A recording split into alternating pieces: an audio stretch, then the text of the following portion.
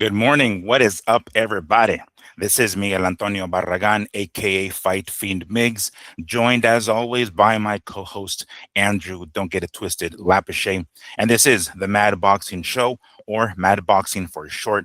Thank you once more for stopping by on this lovely Sunday morning. We are recording on Sunday morning today. I got back from Mexico yesterday morning as we're doing some business out there. And I was like, you know what? I'm going to fucking bolt home to make sure to catch all the fights because there were plenty of fights last night and oddly some today, which we'll talk about here shortly. But we got plenty to talk about. Fight results. I know the main topic on everyone's mind is Jarrell Miller's hair. No, I'm just kidding. Is Shakur Stevenson and Teofimo Lopez. Of course, we're going to be talking about that in great detail. The fight, what we thought about it, and the aftermath, and what implications are. What does that mean for the weight class and what's next? I guess. Of course, also the pay-per-view card overall. Some of the other fights on the card, good action, right? I mean, some of them might have been one-sided, but nonetheless, it was some good ass action, and I very much enjoyed it. So we're going to be talking about the pay-per-view overall as well. In addition to that, some other fights that we talked about last week taking place: Xander Zayas against Abbas Barao. We're going to be talking about that, of course, and then Josh Kelly, sorry, and Bakram Mortazaliev, if I can get that last name pronounced properly. We're going to be talking about that, and of course, what does that do to the junior middleweight or super welterweight weight class, 154 pounds, which we call one of the most exciting and stacked weight classes currently in boxing. And we had three belts on the line actually this weekend, so we're going to talk about the results there. We're going to talk about Mr. One Oscar De La Hoya and where Golden Boy Promotions landed last week, as we heard news where they're going to be moving their video library to and where they're going to be airing their future fights. We're going to be talking about that. And of course, as I mentioned a few moments ago, Zuffa 02, the second card they will be having is going to be later this afternoon. Yesterday is Sunday, right? So the February 1st, we're going to kick off February 1st with a bang. January was pretty awesome, right? Yesterday was the first main card of 2026. So we're gonna get cracking, talking about all those good stuff, and I do also have some odds for some other fights coming up. But as is the custom now, before we start getting into all of those details, make sure to check out Health Isol tallow-based products, tallow-based soap. If you check them out and find anything you like, make sure to use the code MADBoxing10 at checkout and get 10% off of your purchase, or use the affiliate link that we're going to include in the description of this video. Check them out, get 10% off, and smell hella fucking good. All right, well, we know what we're going to be talking about right off the bat. Teofimo Lopez put his WBO and Ring Magazine / Lineal 140-pound championship on the line against the undefeated Shakur Stevenson, who moved up from 135 pounds to 140. And man, made it look easy. And look, I've mentioned it last week. I'm just gonna admit it, right? I put money on Teofimo. He was at plus 270. I said, you know what? That's not bad. Where the hell was the respect for Teofimo? Wow. And look, that I when I put money on guys, rarely do I put it on the favorite. I'm gonna always put it, or I don't say always, but more often than not, I'm gonna put it on the underdog, and that means the more often than not, I'm gonna lose. So, if for those of you who ever gamble on fights, when you put that money down, you count on never seeing it again. That's the best way I can put it. Is just count that money's already fucking gone. But wow, was that one-sided? Shakur Stevenson defeated Teofimo Lopez to become the new WBO and Ring Magazine super lightweight champion in a dominant what's it called, a futuroso. There's a word that they're using that I hear a lot, but virtuoso performance. Holy hell, 119-109 on all three scorecards, if I recall, and that basically means 11 rounds to 1. That's how dominant it was. Man, the look on Teofimo's face, the blood running down the left side of his face, and Shakur's face looking pretty much clean. Right off the bat, it looked like Teofimo wanted to come marching forward. And, I figured that's how it was going to be. Teofimo is not the kind of guy that just necessarily likes guys to. He's not the kind of guy who will wait for stuff to happen. He's the one that tends to march forward.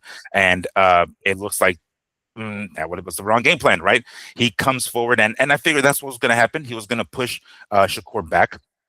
But man, I just didn't think that all those opportunities were going to be there. So much so, I mean, he was there to be hit. Holy hell, he was there to be hit. And when 2, 3, 4 rounds went by, and there was no answer, he looked lost. We're going to be talking about Teofimo's corner, of course, as well. But excellent performance by Shakur, who came out squeaky clean. He countered all fucking night, and it just looked like Teofimo was completely lost. And really, he did, with a score of 119-109. Yeah, the dude only won 1 round.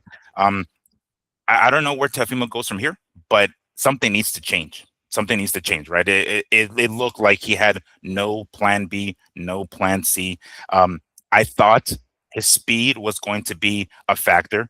I thought he was going to be able to counter more Shakur. I didn't think he was going to get hit that easily. Honestly, I know he's going to come forward and he's going to get hit, but I didn't think it was going to be that easy. For as fast as Shakur was, I did not like Teofimo's keeping his hands so low. If you're gonna keep your hands low, bro, be on the outside. Don't be within punching range, because he'll fucking catch it with this quick ass jab. Man, it looked like Shakur's jab was just there all night, and he didn't need to take any risks. It wasn't like Teofimo forced him to take any risks. Very few times did he was able to get him up against the ropes, and it was just basically fought in the middle of the ring. And unfortunately, Teofimo I suspect that he just maybe he thought his athleticism was going to be enough, because he is an athlete. You guys saw him dancing on the way to the ring, right? Always a showman. At least he put on a show there in the entrance. But I just thought, like, maybe I'm thinking, maybe Teofimo thinks, well, my athleticism is going to get him at some point, right? My quickness. But when you stand in front of a guy who's just as fast or even faster, and you have your hands low, you're going to get punched. And his face showed it at the end of the night. That left eye, I think it was, that was swelling. 119-109. Holy shit, what an ass whooping. Andrew, you watched this fight, right? We all watched it. We can analyze it to death, and we're going to put it under the microscope here. What did you see in the fight? What did you think of both Shakur Stevenson and Teofimo's performance overall? Well, it's good to say. I mean, to repeat the scorecards that were announced, which those will be on paper. But did you see it as Lopez only won 1 round that whole fight? I generously, I would say 3. Okay, 3 but would be generous. but the answer is no, right? Yeah, right. Yeah. I can, like, there was a lot of glazing going on Saturday night by DAZN, and I thought the scorecards reflected that at the very end. What do you mean glazing? What do you mean glazing? Oh, I mean, like, come on, the guy, he was walking on water Saturday. He didn't do anything wrong. I mean, how many times can you say this is funny to Shakur? This is a game to Shakur. Like, it was so, the bar was set so low on the commentary. 3 guys saying the same fucking thing numerous rounds. Like, seriously, that's all you guys can come up with, is how easy of a fight it is. There's nothing Lopez is doing. You want to know when they're glazing, dude, is when they're talking about a fighter's amateur career, his relationship with his mother and father. Well, the fight is actually happening, right? There is a fight going on, and they're like, oh, the beauty of this comes from when he was just a child. Oh, Shakur. Then the only thing that they want to acknowledge is the left hand of Shakur, even though while they were glazing him in his amateur career, there was a fight going on. 2 guys were punching. Somebody might have been landing, but you were too busy. Oh, wait, Shakur just landed. Let me interrupt myself, because it makes him look that much better. He won, but you can miss me with the 11-1 scorecard. Okay? He won the fight. Today's like a funeral to me. Okay? I hate being wrong. But, Miguel, when you're wrong by a point or so, yeah, it's a little different, right? You can live with that, man. Right. When you tell your audience This is easy. That's when you can't sleep at night. For me, at least. I don't know how the rest of you guys that call these fights and record yourself, how you deal with it, but I don't deal with it good. So last night wasn't good for me, as I did not see Shakur winning in that style. Okay. So today is a bad day because hats off to Shakur. Excellent fight. Right. But I don't think it was a perfect performance. And I'm going to give you my reasons why. He hit him with everything but the kitchen sink and cut an eye that's been cut numerous times. So he didn't have the power really to keep Lopez off. When Lopez changed his game plan in round 9, I believe it is. If you guys watch round 9, it looks like Lopez starts going to the body, really. He stopped trying to hit the head, aimed more for the body, and oh, is it landing? It's landing in such a way that you're telling yourself, why is Shakur playing with fire? Like, yeah, you know what? I know he's in great shape. He does all the exercises, but it only takes one in the sweet spot. Why would you leave yourself there constantly or consistently, for the same punch to land over and over? And it was the left hook to the body that I'm talking about. I want to say 15 of them in 6 minutes, you guys. And then he tries in the final 2 rounds. But those 2 rounds, he's putting in work. That's why his face is fucked up. You know, you're going to take that whooping facing Shakur.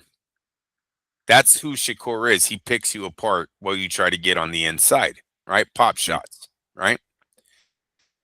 I thought Teofimo was going to do a better job of getting on the inside and throwing combinations.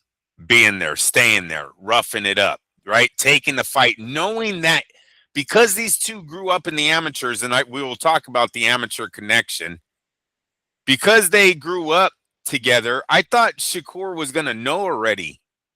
Lopez was going to know already. I can't stay on the outside. I can't do this in, out, in, out. I'm going to get tagged every time I try to get back out. I got to get in, eat 1, eat 2. Get in and land 4. Get in there, stay in there, and work them. He doesn't do that early on in the fight. He does it late in the fight. And while, yes, I will agree, he took an ass whooping, he had major success on landing that left hook to the body. I guarantee you, people, that will be the starting point of the all now future fighters that go up against Shakur. Shakur is going to have to fix this. His distance monitoring, how do you say it? Keeping his distance was not good last night. Knowing his ins and out. He would just do this. He would literally like shell up, but leave this whole thing open. Left hook to the body. Watch, right, you guys, 9-12. I don't lie. It's one thing I try not to do. But there's a point there. You got to learn that half step back. You got to be a little lighter on your feet. Now, maybe he's lazy because he said, hey, I can take the power of Lopez. I don't need to move. Or that he's already that far ahead in the scorecards. Like, I can just stay here. I don't have to necessarily move back. Because he did take the half step back, at least early on. That's a liver shot, though. You might not get up. That's an unnecessary punch. That's an unnecessary target. Keyshawn, a fight before, was doing the master of distance. Oh, it was a beautiful thing. I described him as a Jedi to my sister. The dude actually reminded me, he knows where those ropes are and he's pivoting. He's out of the way. But the half step counter, the half step, then he just throws his combo is a thing of fucking beauty. Shakur was not doing the master of distance. Shakur was standing right. He walked him down. Don't get it twisted.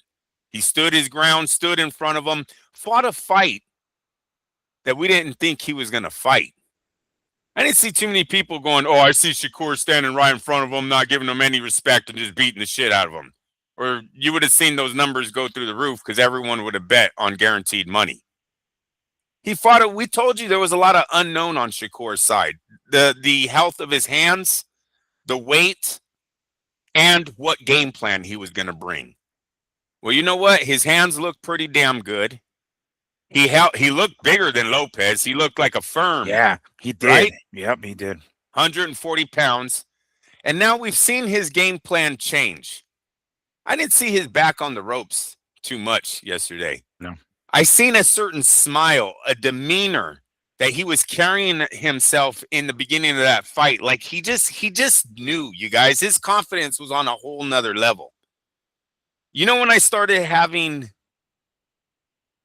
doubts about Lopez, they showed an interview before the fight where he talks about losing in the amateurs and not being accepted by the team, by all, Davis, probably Keyshawn, Carrington, all of the Berlanga, all of the Olympians. He's talking about not being accepted. And they're like, oh, you always thought you were on the outside. He's like, yeah, I know, but it's because I always lost. I get it. It's because I always lost. Then Shakur's grandfather, did you see when he said on the podium on one of the last press conferences, he was like, I was the only one fighting for you to get on the team? As if without his blessing, Lopez might not even have gotten where he was. Damn, no, I didn't catch that. Yeah. So it was almost like, one, these guys knew each other for a long time. Then when I saw it sent you after the fight where he's like, look, I've known him his whole life. We know of the sparring tape that circulated that had Lopez kind of given it to Stevenson, but Stevenson has always said, hey, man, we shut the cameras off and then I whooped his ass afterwards. He's not telling you that part. Maybe that part is true. Right. Maybe that's why there's only a certain portion of that video hitting the web. He was definitely out of the loop. And Shakur definitely fought with the confidence I haven't seen Shakur fight with. And I honestly believe in his next fight, say against a Ben, if it is him, you will not see that same smile on Shakur's face as he's walking away in round one. Because he will not know his opponent. He will not know his speed, his power, his movements, right? Yeah, maybe Lopez learned a few things since the amateur days, but the mentality that these two probably have formed against each other, where they ended up, where they went, I think he had a mental edge on him. Okay? That's something I doubted, or I didn't see. Not I doubted. I didn't see that going in. And the last thing, because look, Miguel, I'm going to tell you, I thought it was kind of bullshit how these guys dogged Lopez. Like, we're all Americans here, right? We're all the same team here. Yet they were all hanging out with Shakur. They're all fucking picking him to win the fight. Just, it seemed like they were kind of dogging low. And dude, we talk about this shit every day. And I'm like, what the fuck going on? Bro, it's that racist shit. The shit that we asked Lopez to stop doing. You want to know why? DAZN was never going to have him winning that fight. That fight could have been 50-50 all the way to round 12. And they would have been like, well, Shakur definitely won the last 4 rounds. I'm like, wait a minute. I didn't see championship rounds. He was never going to win. You don't win calling people monkeys. You don't win calling people the N-word. You don't win eating bananas. Remember when he ate the banana? Wasn't that on a Shakur fight?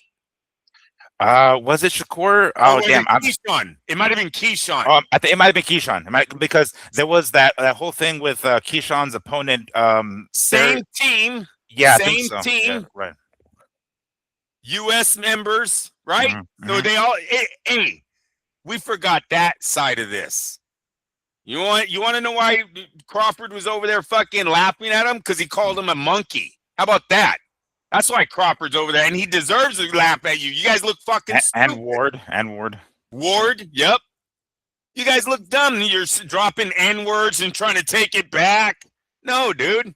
You don't roll like that. Oh, it was a piece of humble pie in so many ways for Lopez last night. We missed that one.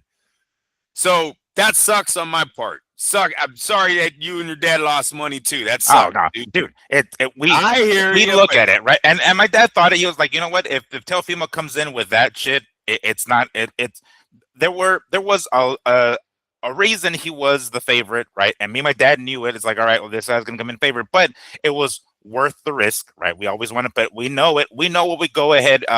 What's the word? We know what we're getting ourselves into when we put the fucking money down. Is what I'm saying. yeah, no, it's yeah, it just sucks, dude. Yeah. Because we missed a few. Look, the dad angle that they're trying to Oh yes, please throw that that in there. they're trying to twist this on like it's the dad's fault. You guys, the dad has been that way. So you sound like a casual when you're like, "Oh, this dad is terrible."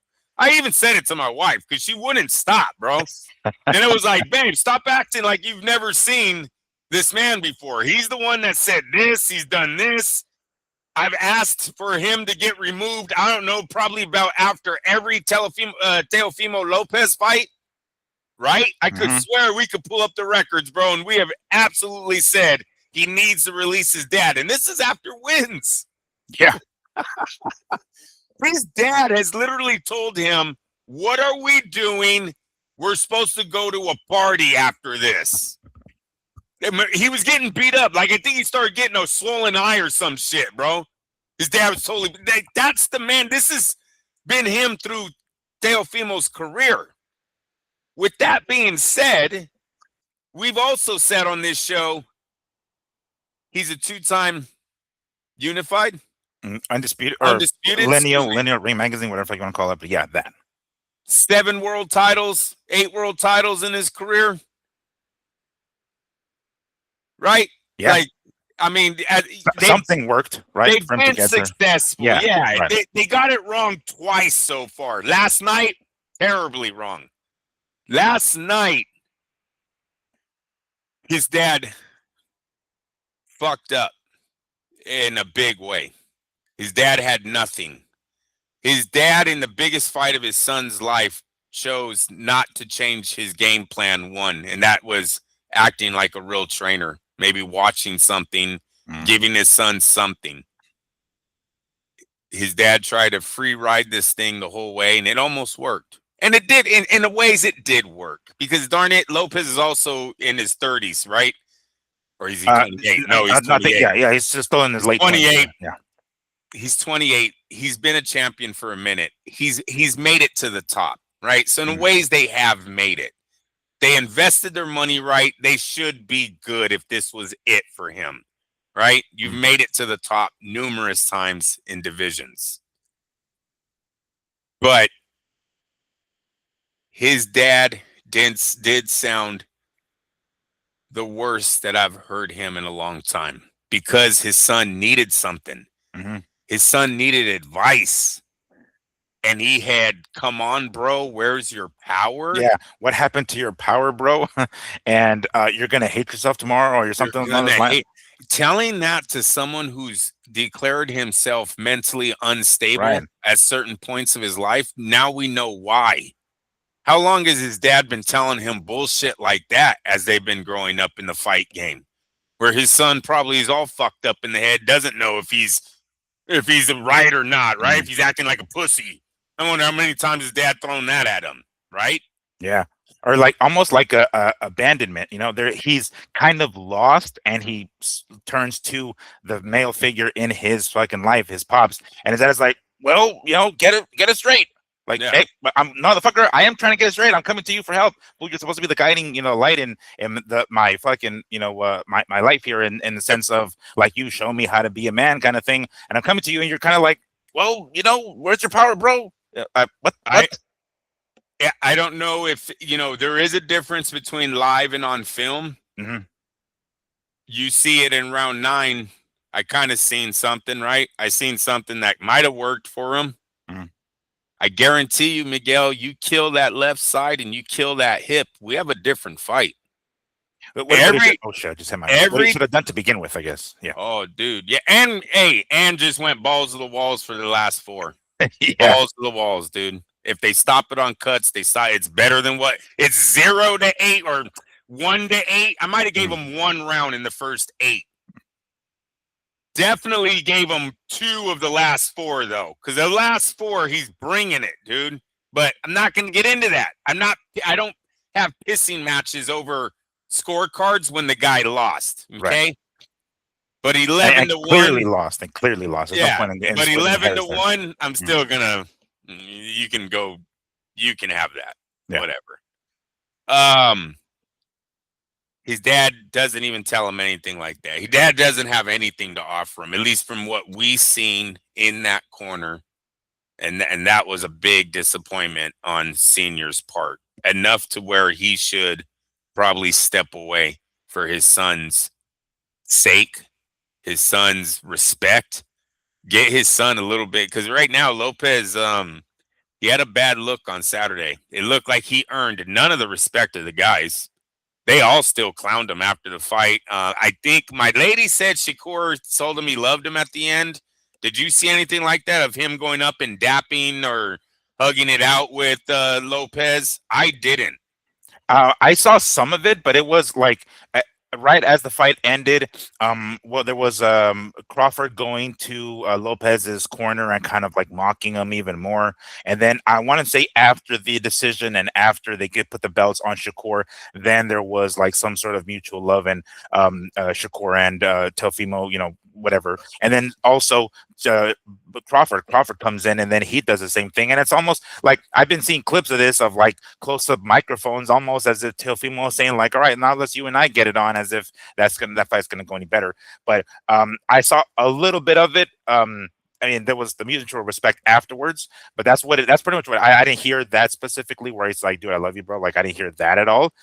So maybe that happened and we just didn't catch it, but I didn't hear it. No.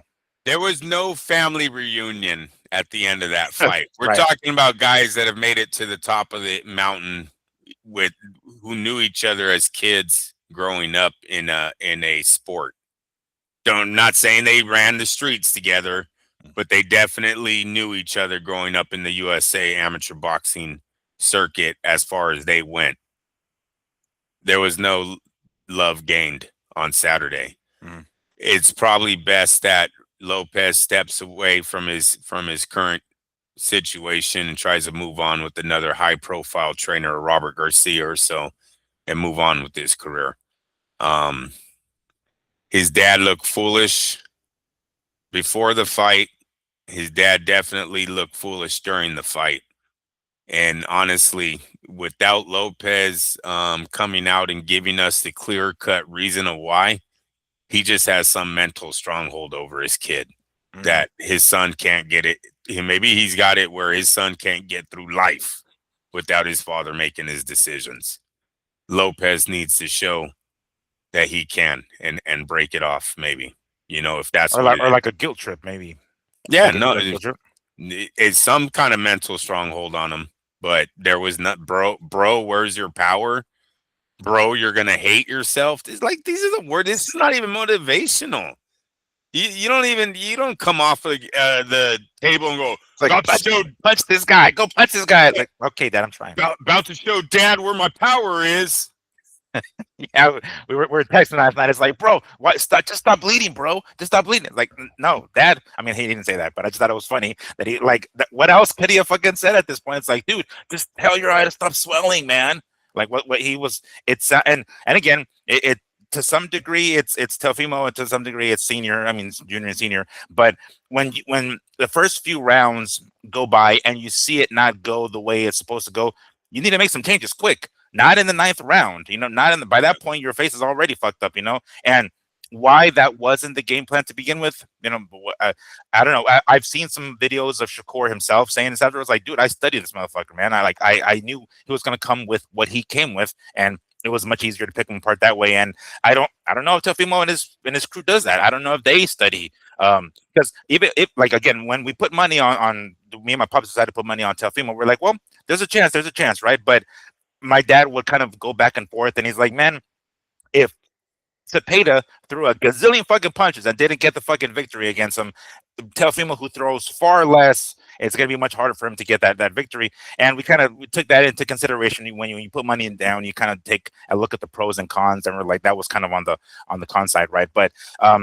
that's sort of what you do with guys like that, you go to the body, you slow them down, you make them feel it there. Yeah, you're gonna have to eat a few on the way in, but for him to have stayed in that distance with his hands down like that, like man, it terrible, terrible, dude. I would have hoped that you would have been completely outside or completely on the inside.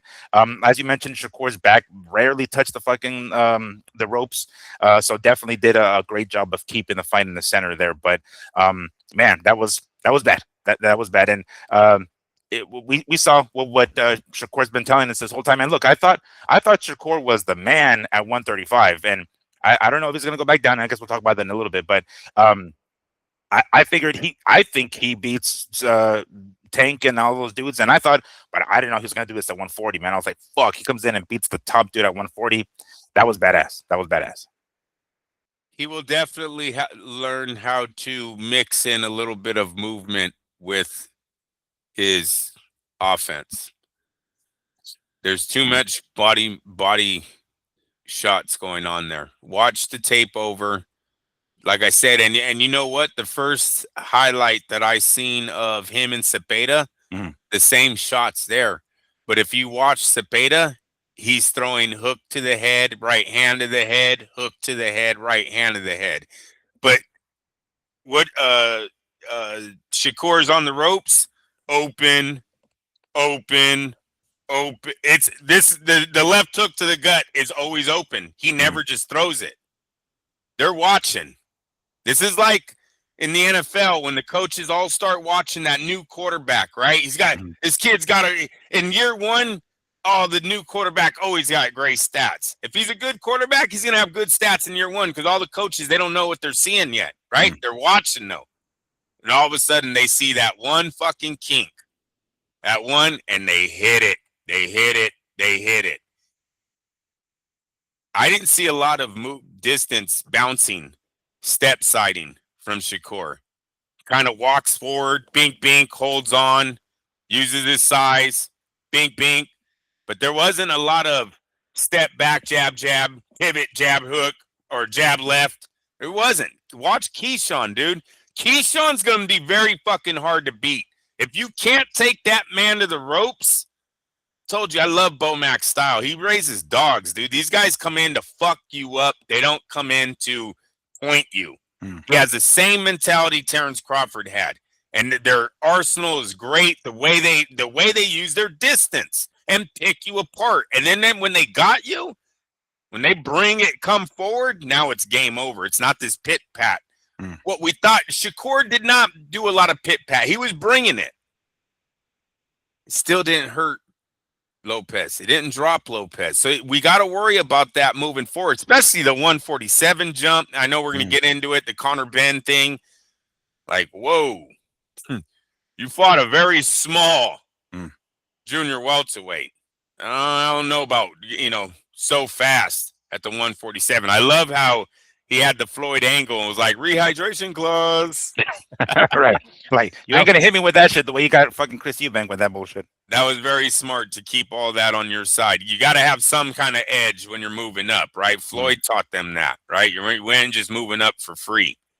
So I still think there's there was something there for the future fighters to work on. I like what I see, but I did not think he was the boxing second coming of I don't want to say Jesus. That's not the right word, but he wasn't walking. He wasn't, anybody, he wasn't walking water last night. Yeah. There was definitely something there for Lopez. Lopez just started way too fucking late. I was looking at I was thinking just like off the top of my head of some of the past lightweights that moved up to super lightweight and like put on dominant performances like that. I remember Manny Pacquiao when he knocked out Ricky Hatton. By that point, I think he had already fought De La Hoya, so he moved back down. Just comparing it to that, is this performance by Shakur moving up from 135 to 140? Maybe is it as impressive, if not more, than Manny going from 135 to 140 and knocking out? And again, at that point, it wasn't the same Ricky Hatton, right? Ricky Hatton had already lost to Mayweather at that point. But which would you think was more impressive? Manny going to 140 and knocking out Hatton like that, or Stevenson going to 140 and dominating Teofimo like this?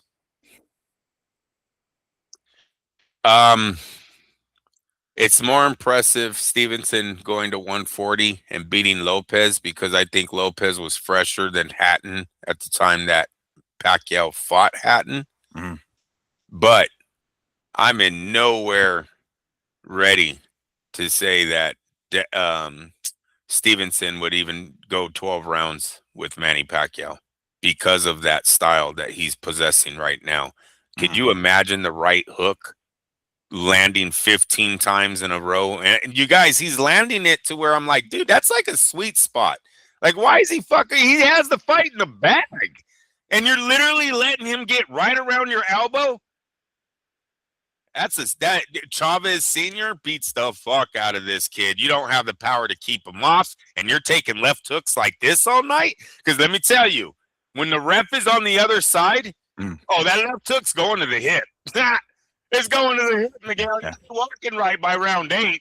We know what the secret was, bro. We're sending that left hook all up and down that side. Chavez said it himself. He didn't give a shit. He beating the shit out of you. That's boxing. Duran probably did the same thing with movers. You want to move?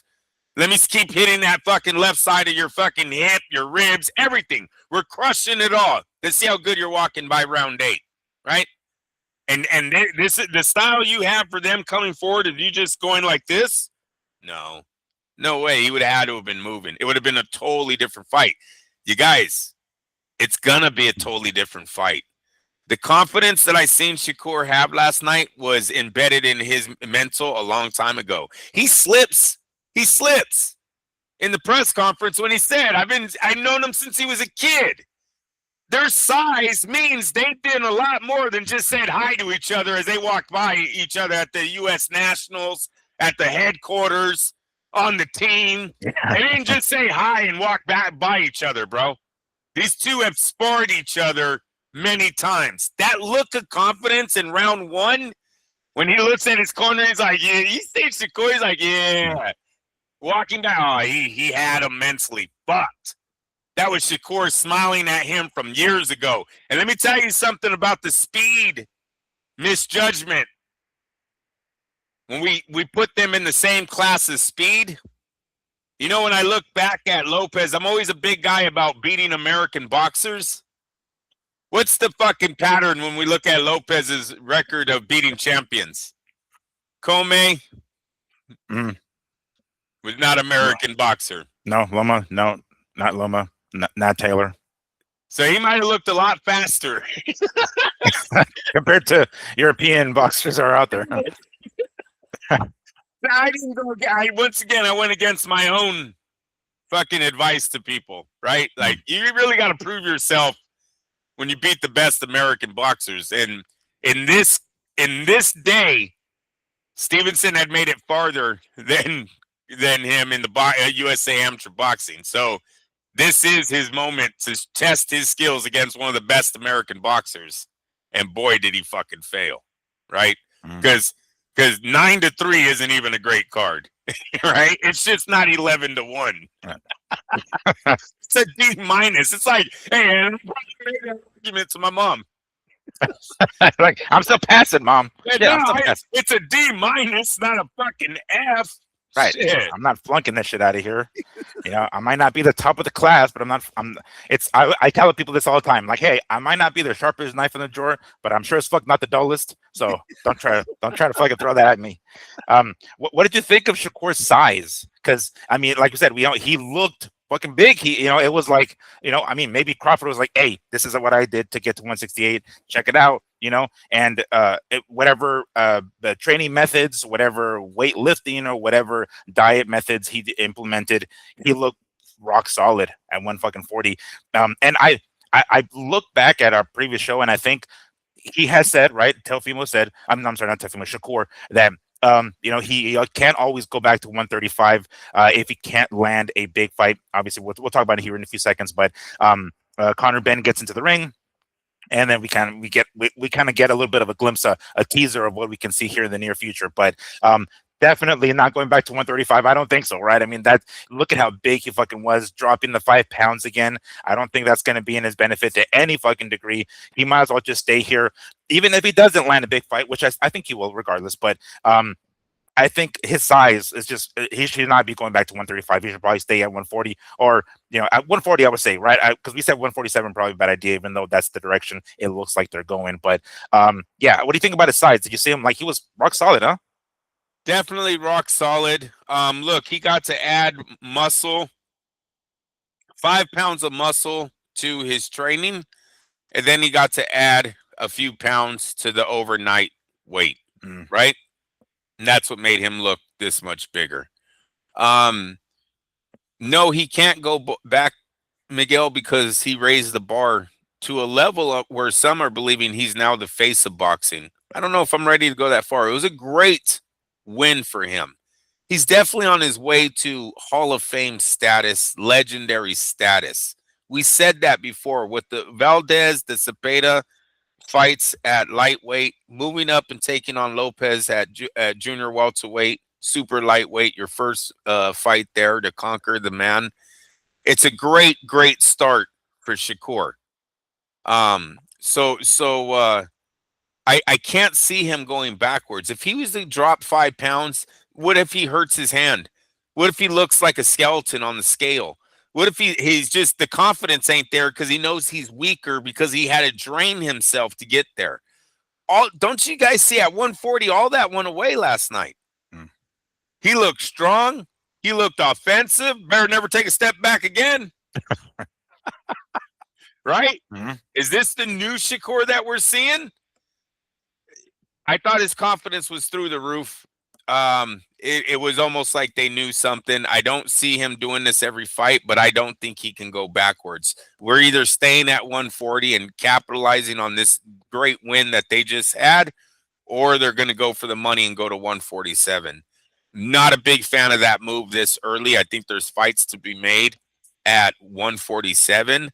But you guys, just like how they knew Teofimo Lopez from what they see in the gym, his team might know stuff about Shakur that they want him to move up. Matchmaking. It's all about matchmaking sometimes. And maybe there's someone on the list at junior welterweight they're trying to avoid right now and they want to move up. The fact that him and Keyshawn want to move up together and then tell us they don't want to fight each other is fucking weird. What happened to the game plan of I'm staying here, he's moving up, we're going to conquer the world? What happened to that one? Now all of a sudden they're going to be in the same division but are best buddies? Yeah, they're trying to do the Klitschko thing and just like, yeah, we're homies. We're gonna dominate this weight class and not fight one another, Charlo style, I guess. I wanted to bring something up. You mentioned that you're not gonna jump to the conclusion that he is the new face of boxing. We won't go as far as to say that he's the new face of boxing. Is it safe to say that he's the new face of American boxing, maybe? The new face of American boxing. Yeah, I mean, we'll see what the numbers are. It was a good performance. I don't know if that, equals that you are now the moneymaker in the sport. I mean, I think Devin Haney could have something to say about that, right? He's done a lot for American boxing too. He makes money. So I don't know, man. That's a tough one to say. I think DAZN wants him as the face of boxing. I definitely see that. They would like to have that title on their wall. But I don't know if the Lopez victory gets them there. We'll see. We'll see.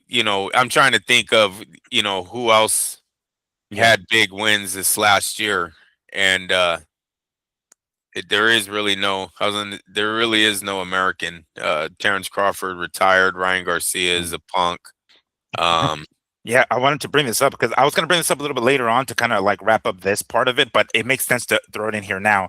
Teofimo Lopez and Shakur Stevenson sees the highest boxing attendance at the current Madison Square Garden with 21,324 fans. As we mentioned a few weeks ago, Shakur buying some, I think up to 300 tickets or something like that for some underprivileged children. So that was part of that.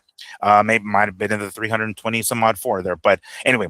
Over 21,000 packed Madison Square Garden for this one. And I don't know what they mean specifically at the current MSG. Like there was, I mean, it's only been one, right? I don't know what if maybe they added seats to it or something like that. I don't know what they mean specifically by that, but this is a good indication that maybe Shakur might be that. I mean, 21,000, and mind you, it's up there, right in the Northeast because he's from Newark, New Jersey, right? So up there, New York, Madison Square Garden. It would make it made sense to have the fight up there to get his people there as much as or as many people of his fans up there. But this is a good indication that maybe he is, maybe he is, or at least the next face of boxing in America. He definitely is. Looking at the current pound for pound ranking, look at Gervonta and Terrence would be if they were still fighting. So he's there by default. Two guys left kind of early. And I know Terrence Crawford's old, but very young as far as becoming the face of American boxing. The guy literally had like the first big win of his, well, second, even though I don't know if they still considered him the face even when he beat Spence, right? Because he has to actually move up 2 divisions to get another payday. So he's not the face even at that moment. So he barely became the face. I retire, whatever. And then Gervonta, just bucks off his life, or I don't think Shakur would be the face of boxing. Now, Gervonta versus Shakur would be the hottest fight in boxing.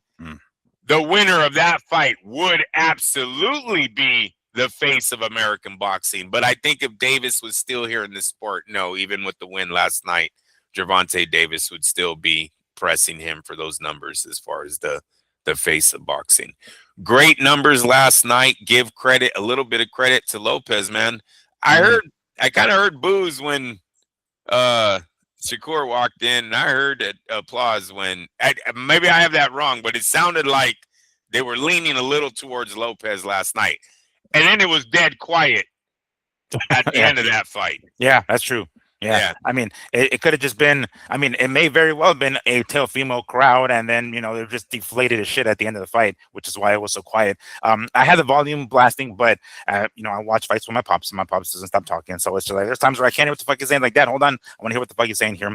So, for Teofimo moving forward here, most likely should get a new trainer. Like at this point, I think we've kind of come to that conclusion that, this doesn't help. Not putting all the blame on Senior by any stretch, but something there needs to change. He can stay at 140. It's not like that he needs to go up by any stretch. He can stay at 140. I don't know what Stevenson is going to do, but we'll talk about that here in a few seconds. But for Teofimo, what can we say? What's next? I know he didn't want to say it there. He's going to go and rest. He said he's going to have a kid. He's got another kid on the way. So he's got his mind on that right after the fight. But I would say new trainer and then stick around at 140 and maybe get other big money fights. Yeah, no, I definitely don't see him going up. I thought it was a little desperate the way he was talking to Crawford last night at the end of that fight. Kind of just seemed he was in it for the money at that point. Wait, I need this, I think is what he was telling him. Right? I thought I heard something like that too. Yeah, it was like, it was a weird time. And then Crawford was kind of just like, that's what I meant, like no love, but he was like, you ain't got nothing for me. You can't do anything. You're too small. Like he was totally brushing him off. Yeah, I thought at first I felt bad for him until I freaking remembered the race card shit. And you know what? Hey, that will always come back to bite you in the ass, and that's exactly what happened there. So yeah, no, staying at 140. Look, Lopez, maybe he has a market now. It did seem like they did good numbers at MSG. Maybe you take him back there try to build a career up again. But he's barely a side A. You have to have the right opponent for him to be the A side.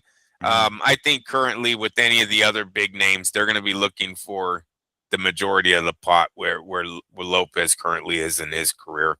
It sucks in boxing. He only has 2 losses to talk like that, but it is what it is, Well, it's the way he lost, I mean, that first one with Cambosos was a close one, right? And it wasn't like that wasn't close, but then this most recent one was bad. So it wasn't just a one-sided win, but he got beat the fuck up. You know what I'm saying?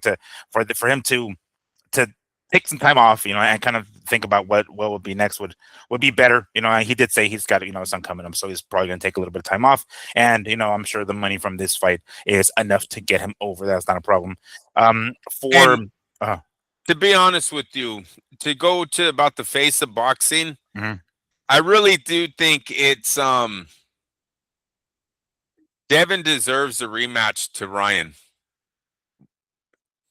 Devin, without that Ryan Garcia fight, has a pretty impressive career where he would probably be the face outright right now if it wasn't for the Ryan Garcia fight. See, everyone has that, but the left hook knocked him down every time. The left hook dropped him 5 times. Like, he looked like a bum. Take that away. Kambosos Jr. twice, Lomachenko, Prograis, and Brian Norman Jr. all for belts. It's a pretty good list, man. Especially that Norman Jr. fight was a pretty fucking decent win in his last one. So I really think they got to give him Ryan back. You give Devin Ryan back, and you might be looking at him being the face of boxing. So there's still guys that are in front of Shakur. Shakur, timing, I would say, is what's getting him that label right now. But it's kind of fucked up what happened to Devin in this whole thing with that cheating ass fight. So on Shakur Stevenson's side, so we saw what happened, right? As soon as the fight ended and he was interviewed in the ring, he's like, somebody else who motivated me during this fight, boom, Conor Benn. In comes Conor Benn, right? We've heard Conor Benn say, I want all them Yanks. I want them all, right? So he gets in the ring and immediately he goes, dude, you're too small for me. You're too small for me, right? And they're like yapping at one another for a hot minute. It gets a little awkward because, like, is anybody going to step in at this point? What the fuck? They just keep yapping. And Chris Mannix even just like holding the mic like, are we done here, guys? Like, what the fuck's going on? But at some point, Connor kind of laughs out, like, all right, fine, whatever, fool. And then they kind of laugh and they go their separate ways. But and we're going to be talking about Keyshawn Davis here afterwards because there's all the other fights on the card, right? But I didn't like that. I kind of was hoping maybe like we would get maybe if Shakur decides another big fight is what he's looking for. Otherwise, he moves back down. But I don't think that's a good idea. But if he gets another big fight, I'm thinking, oh shit, maybe Devin. It doesn't look like that according to Keyshawn Davis, but regardless, Conor Benn. Okay, well, Conor Benn, his last fights were at middleweight with Chris Eubanks Jr. But decides that he's gonna come back down to 147.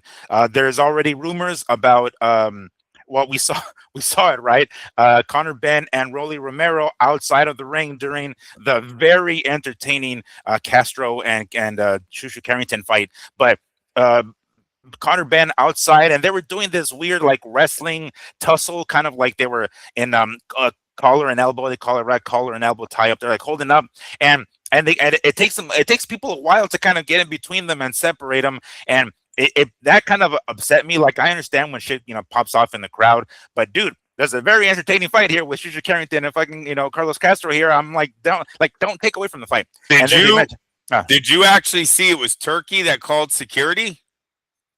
No, I didn't. I was trying. I heard like the commentators like, don't talk about it, commentators, but no, I didn't see that. No. Whoever is was it Connor or Raleigh in the front row? They're in the front row leaning over a seat, right? That's where Connor is. Mm-hmm. All right. The man sitting right next to him was Turkey. And yeah, he's the one that you see him call security over. He's laughing, he's trying to play it off, but you definitely don't want the fucking boss having to call security. Don't know how to act. Yeah. We had a lot of misbehaving going on this week, even with the Haneys, getting, what were they, expelled for indefinitely? Now, Miguel, does that mean indefinitely as far as the event? Or does that mean Bill Haney and his son got put on a fucking wall and they're not allowed to come back in now? Oh, man. Well, I don't know, because it definitely means that there's no time limit, pretty much. So it can change. It's Okay, not saying good. that it's permanent. It just means they're not like 86 to where that'll never All happen right, again. It's good, more good, like good.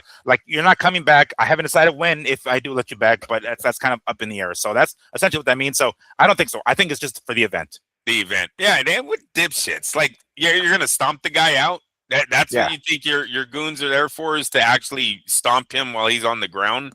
These guys, they're just it's fucking stupid sometimes. So yeah, a lot of misbehaving going on out there, but overall, it was a good fight. We'll talk about it. Yeah, good card. Well, so that's what I wanted to ask you about. What do you think, Shakur and fucking Connor Ben, or just leave Oh Connor yeah, Ben to sorry. Rolly Romero?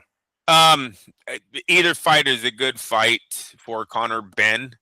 I don't like it for Shakur to move up and face him, especially because Ben, if they see that there are openings, that kid is gonna fucking bring it. Your power didn't look like it could stop Lopez, and now you're fighting a dude who's fighting middleweights. So I don't like, and it's gonna be your first fight at 147.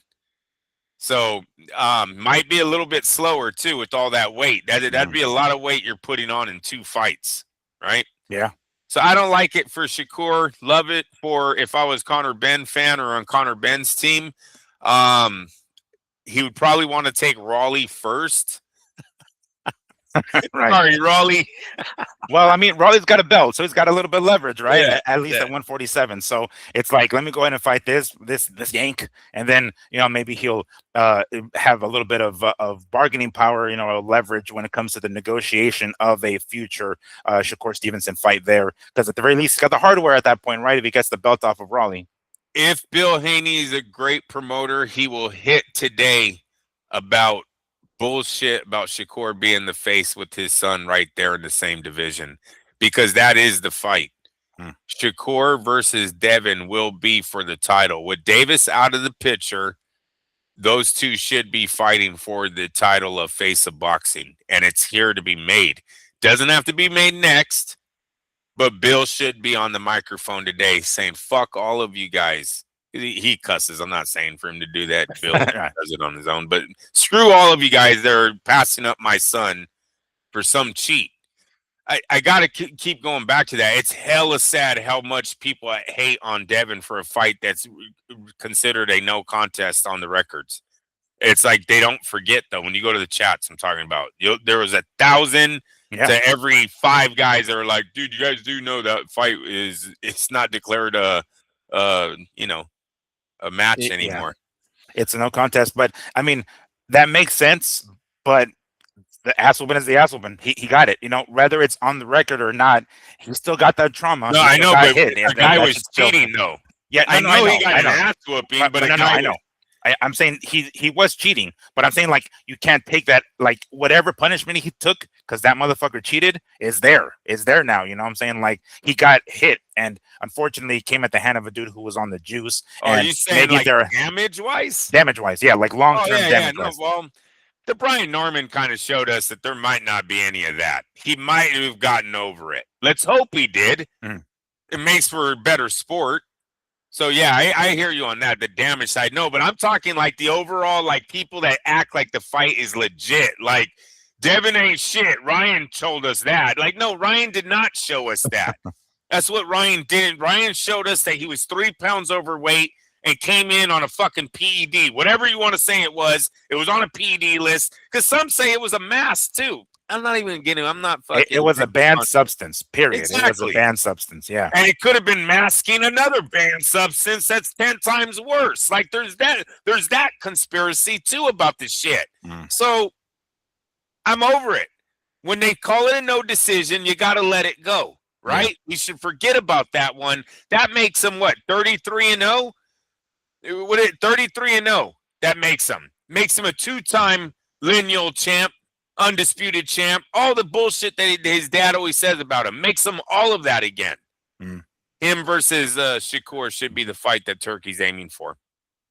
Hey, with it doing so good, with both of these guys doing so good financially, why can't it be made earlier?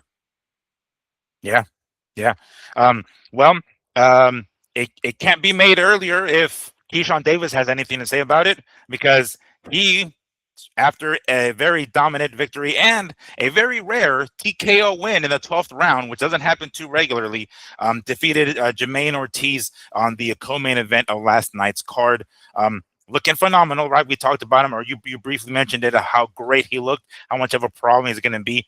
He already is, quite frankly. But I too am a little on the fence about already going up to 147. Just stay at 140, dude. You just missed, 135, right? You just moved up to 140. Stick around, you know what I'm saying? Especially if Shakur decides to go up to 147 to fight Conor Benn or whomever. But why not stay at 140? But regardless, Keyshawn Davis defeated Jermaine Ortiz by TKO in the 12th round. And my dad, when we were watching this, my dad was like, "Oh shit, this Jermaine Ortiz dude, fuck yeah!" And he showed nothing. He moved around a lot. He got all those body shots were fucking nasty. Damn it, man, that fucker. He had to take those body shots, and that left eye was, or I think it was the right eye or the left eye, that was getting swollen. When I think it might have been the 11th round. Me and my dad were thinking they probably shouldn't let him come out for that last fucking round. And I mean, obviously he gets finished right to a body shot, but it's not going his way. It doesn't look like it's going to get any better. And he has one more round or 3 more minutes of an ass whooping. Just call it, the fighter doesn't want to have to quit, right? It's not like the fighter's the one that's going to just blatantly say it. So be the corner, the corner be like, yo, here, whisper it in my ear, homie. No? Okay, cool. I'll make the decision. I will say that my fighter, can't continue. I'm making the decision. Throw in the towel. Save your fighter from himself. Sometimes you have to do that. But I didn't like that they let him out for that 12th round. It wasn't going to get any better, and sure enough, it didn't. And Keyshawn Davis came away with the victory in his debut at 140 pounds, and then immediately calls out Devin fucking Haney. So I'm hoping that maybe Bill Haney and his team and Devin say, dude, get the fuck out of here. We want Shakur. Get the fuck out of here. Like, Keyshawn, who the fuck? What are you? One belt at 135 that you never even defended. Now, yeah, but it almost as if Shakur and Keyshawn like agreed backstage beforehand. Like, all right, dude. You like who wants to go? All right, you call Shakur. I mean, you call Devin Haney out, right? David says like, all right, cool. I'll call him out, and then you call out, Conor Benn. It's like, what? No, that's not the fight. Nobody gives 2 fucks about that one. We would much rather see Shakur and Devin Haney, not Keyshawn Davis. But first off, what'd you think of Keyshawn Davis's performance? I mean, we got a glimpse of it earlier, but what'd you think of that? And then, of course, a possible Davis and Devin Haney fight. Well, you guys know what I thought about Keyshawn. I thought it was the performance of the night as far as offense, defense, grade performance. I thought he got an A+ overall. He didn't do a lot wrong. I told my son I think he's going to be very hard to beat here in the future. Without a pressure fighter being able to corner him or get him to the ropes, it's going to be very hard to beat him. He's dead in his prime right now, and he looks pretty good. So I don't know who they're all trying to avoid. Look, I could see if there was a Floyd Mayweather or Manny Pacquiao waiting for them at welterweight, and they were all gunning to get to even Terrence Crawford. Mm-hmm. But who are these guys gunning to get to? Is it the fact that Rolly Romero, Ryan Garcia, and Devin Haney all are like the B side of what these guys think the real fighters are? Terrence Crawford, Shakur, and Keyshawn. These guys run around like 3 kings, right? Like they're like, we're going to run this sport. Is that what they're chasing? That they got some weaker money fights at welterweight? Because Devin Haney does turn a dime, right? I mean, the guy makes $16 million, so he's profitable. Ryan Garcia, that's all he brags about, right? That he's profitable. And then Rolly Romero, not as profitable, but an easy title. Correct? Yeah. And now throw Conor Benn's name in there, and it's another guy that you're going to make a pretty serious dime on with his UK fan base. So I don't know if they're actually running from someone at like a Richardson. Yeah. if they're trying to avoid him, because it's not the Smith kid, right? That No, just won. Dalton Smith would just be Dalton Matisse. Smith. It's No. not him. No. It's not Barbosa. It's not any of the other. It's like, dude, you guys would wipe this fucking division out. Why don't we stay and just clean this out? But it could be they're just chasing. No. It's not Antoine Russell. It's not that either. There you go. There's the other house. There you go. Antoine Russell. Yeah, thank you, bro. Yeah, I don't think it's that one either that they're like, man, can't get in the ring with that guy. So I don't like it, but I do have faith that Keyshawn, I wish he stood with Bomac, dude. Yeah. Look, yeah. I was just going to say that because, what's his name? Crawford was there, right, and everything, and they were all cool and everything. So now it kind of makes me think, like, what was the problem? What the hell was it that that decided to split from training wise with Bomac? That now asks more questions than it answers. I do like that he's changed his life. He's a lot more humble now, because he was going on a bad path. The kid was kind of like a good kid, lost his way, and is trying to find it again. Maybe Bomac doesn't like the transition.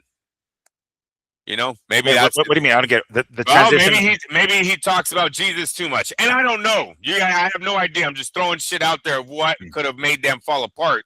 It seems like Davis is like, oh, I had to drop people out of my life that had me on the wrong path.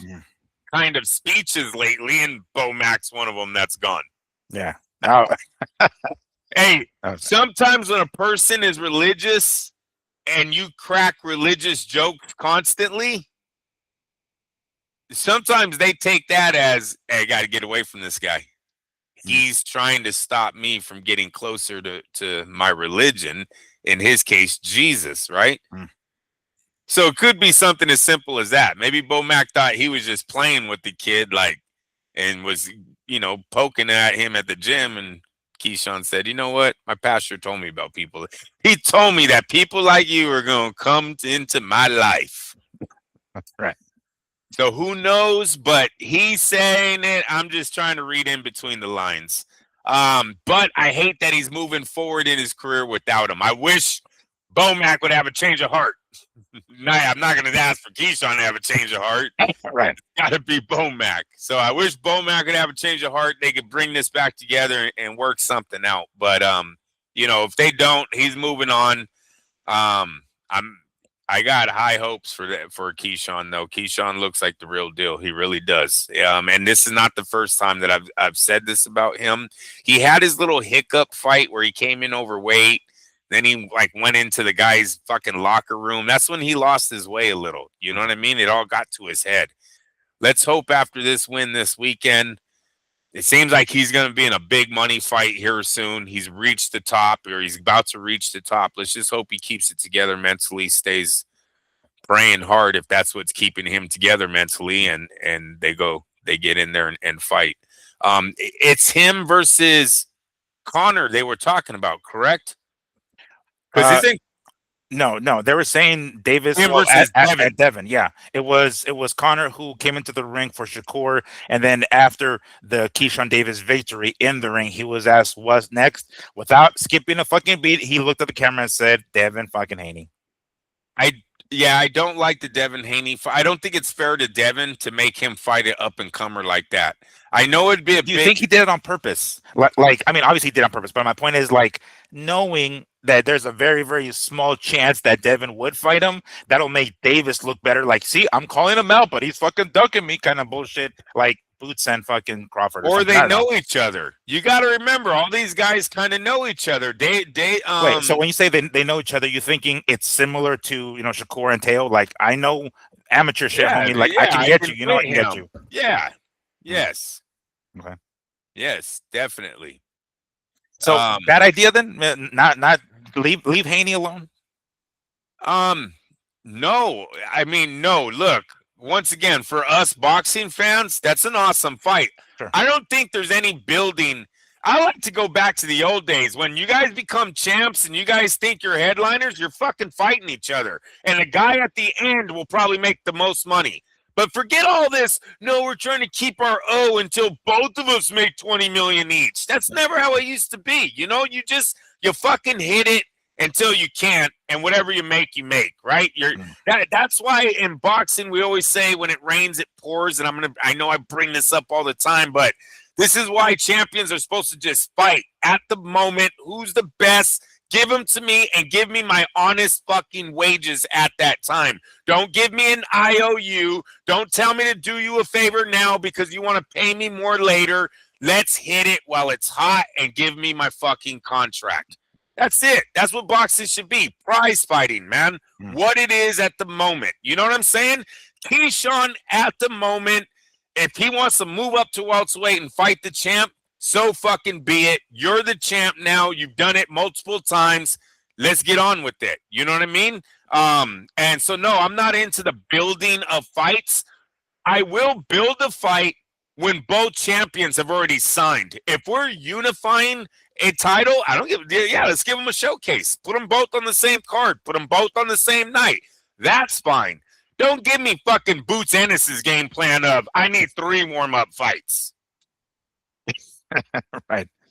All right. So, for a boxing, I mean, even, and here's the thing, even from a boxing fan's perspective, I don't even think I want to see Davis and Devin. Like, I would much rather see Shakur. If we don't get Shakur and Devin, then fine. You know, a good consolation prize would be Davis. But I mean, to some degree, I'm like, what? I don't think people give 2 fucks about Davis yet. He's getting there, but not yet. We can't become the UFC. I don't want every fight to be we need it out of the park. In this round robin, this tournament that we have in front of us, Barrios versus Garcia about to take place soon, Raleigh versus Conor Benn. I gotta think, I know what I seen last night, but it sure does seem like the Conor Benn Raleigh Romero fight was a little farther down the river than what they gave us last night. Maybe Turkey's just hitting to see what is gonna get the biggest. Yeah, exactly. But we have a nice tournament happening right now. So if Keyshawn wants to fight Devin, and the winner of that has to go on and fight the winner of all the other 2 title matches, man, I'm all in for all of the matchups. And gosh darn it, match the losers up against each other too, because I'm into seeing, you know, Keyshawn, if he was to lose to fucking Devin, I want to see Keyshawn fight Raleigh. I want to see Keyshawn fight freaking Barrios or something like that. Like, don't just go, all right, well, that's your career. Sorry about that. Like, no, like, we're going to watch all these guys fight each other. You know what I mean? And what the market is, they should get their fair share of the market at that time. And so, yeah, no, I'm only in it, Miguel, because it clearly seems like we're in time of boxing where all these guys, they're back into not saying no. They're going to be taking all of these fights now. So that's the only reason why I'm in. All right. Okay, well, that takes us to the next better fight. I mean, I'll say better, but the next of the pay-per-view card, one of the other top fights there. Hanging around me too long. It'd be more better. It'll be more better. It'll be the gooderest of the other fights. The Bruce Shoo Carrington in the bestest of performances, taking out Carlos Castro by KO in the 9th round. Holy hell, was that sudden? What a fucking fight, man! These dudes were throwing down. I was a little disappointed in the MSG crowd. I thought they would be more into this. They were landing some fucking shots. I mean, every few seconds it was like these guys standing in front of each other, Castillo Corrales style, and just fucking swinging. And I'm like, is the crowd dead? What the fuck's going on here? But anyway, Bruce Carrington became he was the interim, I believe they said, interim WBC featherweight champ, and became the actual champ with yesterday's victory in a very sudden 9th round KO over Carlos Castro. Damn, what a fun fight! You know, the fight was pretty close. You know, it was pretty even. They were throwing back and forth, and I know this was kind of the place for Carrington, right? Like, he was a favorite coming into this fight, and he's going to be the guy that's going to be maybe the A side in featherweights here in the near future if he's not already. But when they put in Castro, who I think has only had 2 or 3 losses prior to this one, I'm like, all right, cool. Well, you know, Bruce Carrington's going to come in and do his thing, but the fight was a lot more even, you know, than at least on paper.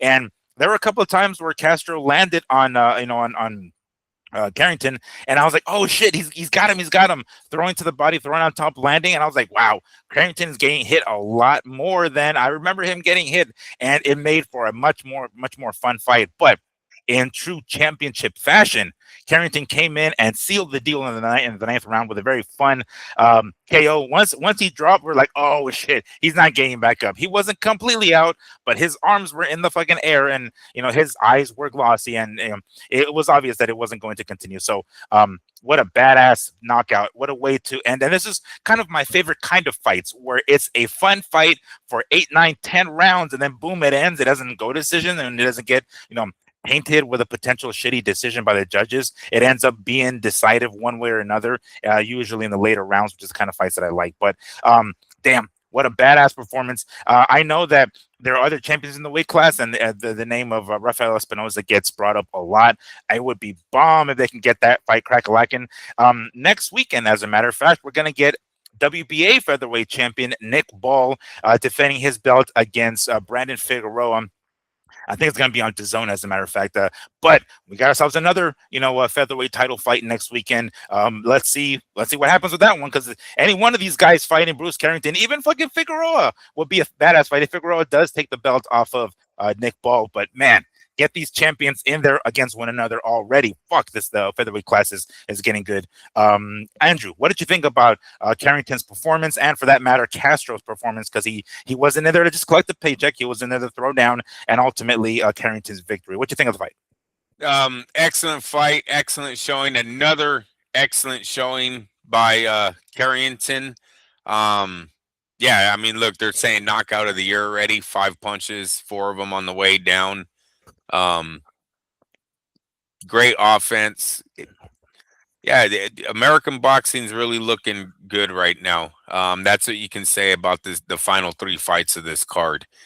With Carrington having, the knockout of the year candidate, Keyshawn just looking spectacular, and then Shakur being kind of considered, is he the face of American boxing today? You could say success for Top Rank in their scouting division again. Oh, damn, that's true, huh? All these motherfuckers, because some of them are still with Top Rank, but Shakur with Matchroom now. Oh, damn it! I knew I was gonna tell you. Forgot about that. Damn it! Oh, because how we heard a year ago or something like that Stevenson was having some trouble with Matchroom, kind of thing, like he was gonna drop them to go with Lou DeBell or some shit. Obviously, that went away, and he stuck around. And that's kind of what I was gonna ask you about that. Like, if what from here as far as Stevenson goes, sticks with Matchroom and Eddie Hearn from here on out. Hopefully, were able to iron out whatever details or whatever issues they had back then. But anyway, that was kind of I forgot to ask you that earlier. But yeah, I will say, I think some of these guys are going to be sticking with the promoters. You know what I loved about Carrington and the young man that fought on DAZN, Josh Kelly? Oh, yeah. Did you see their responses to winning those alphabet titles, you guys? Mm-hmm. Oh, they still mean something to these men. Hey, those alphabet titles better send them extra big baskets, dude. Maybe a plane ticket to Hawaii or something, bro. Like, hey, thanks for at least showing the kids that there's still something to fight out here for. As it was just that was pretty cool that there's still guys out there fighting for legacy. So definitely like that yesterday. Did that answer your question? What was the question right now? Oh, it was just going to be about Bruce Carrington, but the question I was going to ask you was in regards to Shakur sticking with with Matchroom and yes. Eddie Hearn. Yes, I think that stays in play. I do think that some of these promoters they won't get gobbled up by Zuffa. You know what I noticed? Turkey's party wasn't as big this time. You see that little fight picture that he took I sent it to you. I believe. The ceremony, like the Hall of Fame. Yeah. Remember the first one? They have promoters. They have like the whole pound for pound ranking there. Yeah. Man, on this one, you're like retired, one-time champ. Who's that? You know what I'm saying, bro? Like Clarissa Shields. No, I'm just kidding. I didn't want to say it. Hey, he's Arab. He's Arab. You know how they think that way. I'm just letting you. I'm giving you an insight of their mentality. I know. He was all cover up. No, yeah, exactly. Hey, here, put this on your head. Like what? Like no, that's not how it works in my country. But yeah, dude, the picture seemed there wasn't as many star power going on in this time around, and the unknown that Turkey's been bringing to the sport lately maybe is throwing up some red flags on the fighters that are already established. They're looking for big money now. We're not looking to build, right? So maybe a guy like Stevenson stays with outside of the whole Zuffa TKO realm thing. I think it's just Zuffa. TKO is the parent company of WWE. Yeah, and the UFC. And the UFC and all that. All right, that's their shit. Okay, so it'd be Zuffa and Sella. Zuffa and Sella that they're going to stay away from and have that opportunity to work with these guys that already know the game. They already know how to sell tickets, right? I mean, look, fucking, I don't know if Oscar already knew, but Oscar on Clapback Thursday says, Opatai better not be in that fucking, that Apex thing. What did they announce yesterday? He's going to be fighting in the Apex. So look for Oscar to have a field day with that. But I mean, come on, we're not even taking the cruiserweight champ to an arena. Yeah, and for a unification fight. And that's kind of important. I mean, maybe they're trying to, belittle that, even though they're making an effort to make that unification bout, right? Which for belts that they say don't fucking matter, but maybe they're trying to kind of what's the word? They're trying to make it seem less important and say, nah, yeah, we're gonna have it in one of these Apex ones. We're not even gonna have it in a real legit arena. Then why the fuck have it to begin with? Then you're saying these belts don't matter. Then you go back on it saying it does because we're gonna have a unification bout. But now you're even going back to that and saying like, yeah, it's unification, but we're gonna have it in a small ass arena. Fuck it. And we don't know why, but Bam Bam turned down a contract. He got matched. He got matched a contract, right? Yeah. All right. So we don't really know.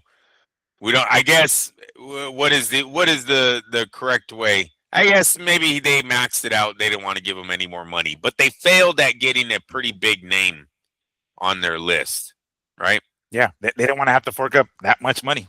They wanted to fork up some money, just not that much. Yeah. And Eddie was like, "Oh, we'll match that one next." Yeah. Big clause. But anyway, so I kind of lost my train of thought. Oh yeah, Bruce Carrington. Bruce Carrington fighting one of the other champs there. I know that there's a lot of talk, and there's been talk about Inoue possibly moving up to 126, but it hasn't happened yet, and it seems like for the time being he's going to stick around at 122. But for Bruce Carrington, definitely a unification bout with one of the other fucking champions. I'm trying to remember right offhand. Angelo Leo, who knocked out Lopez, not Teofimo, the other Lopez. And then Nick Ball, as I mentioned earlier, and then of course Rafael Espinoza.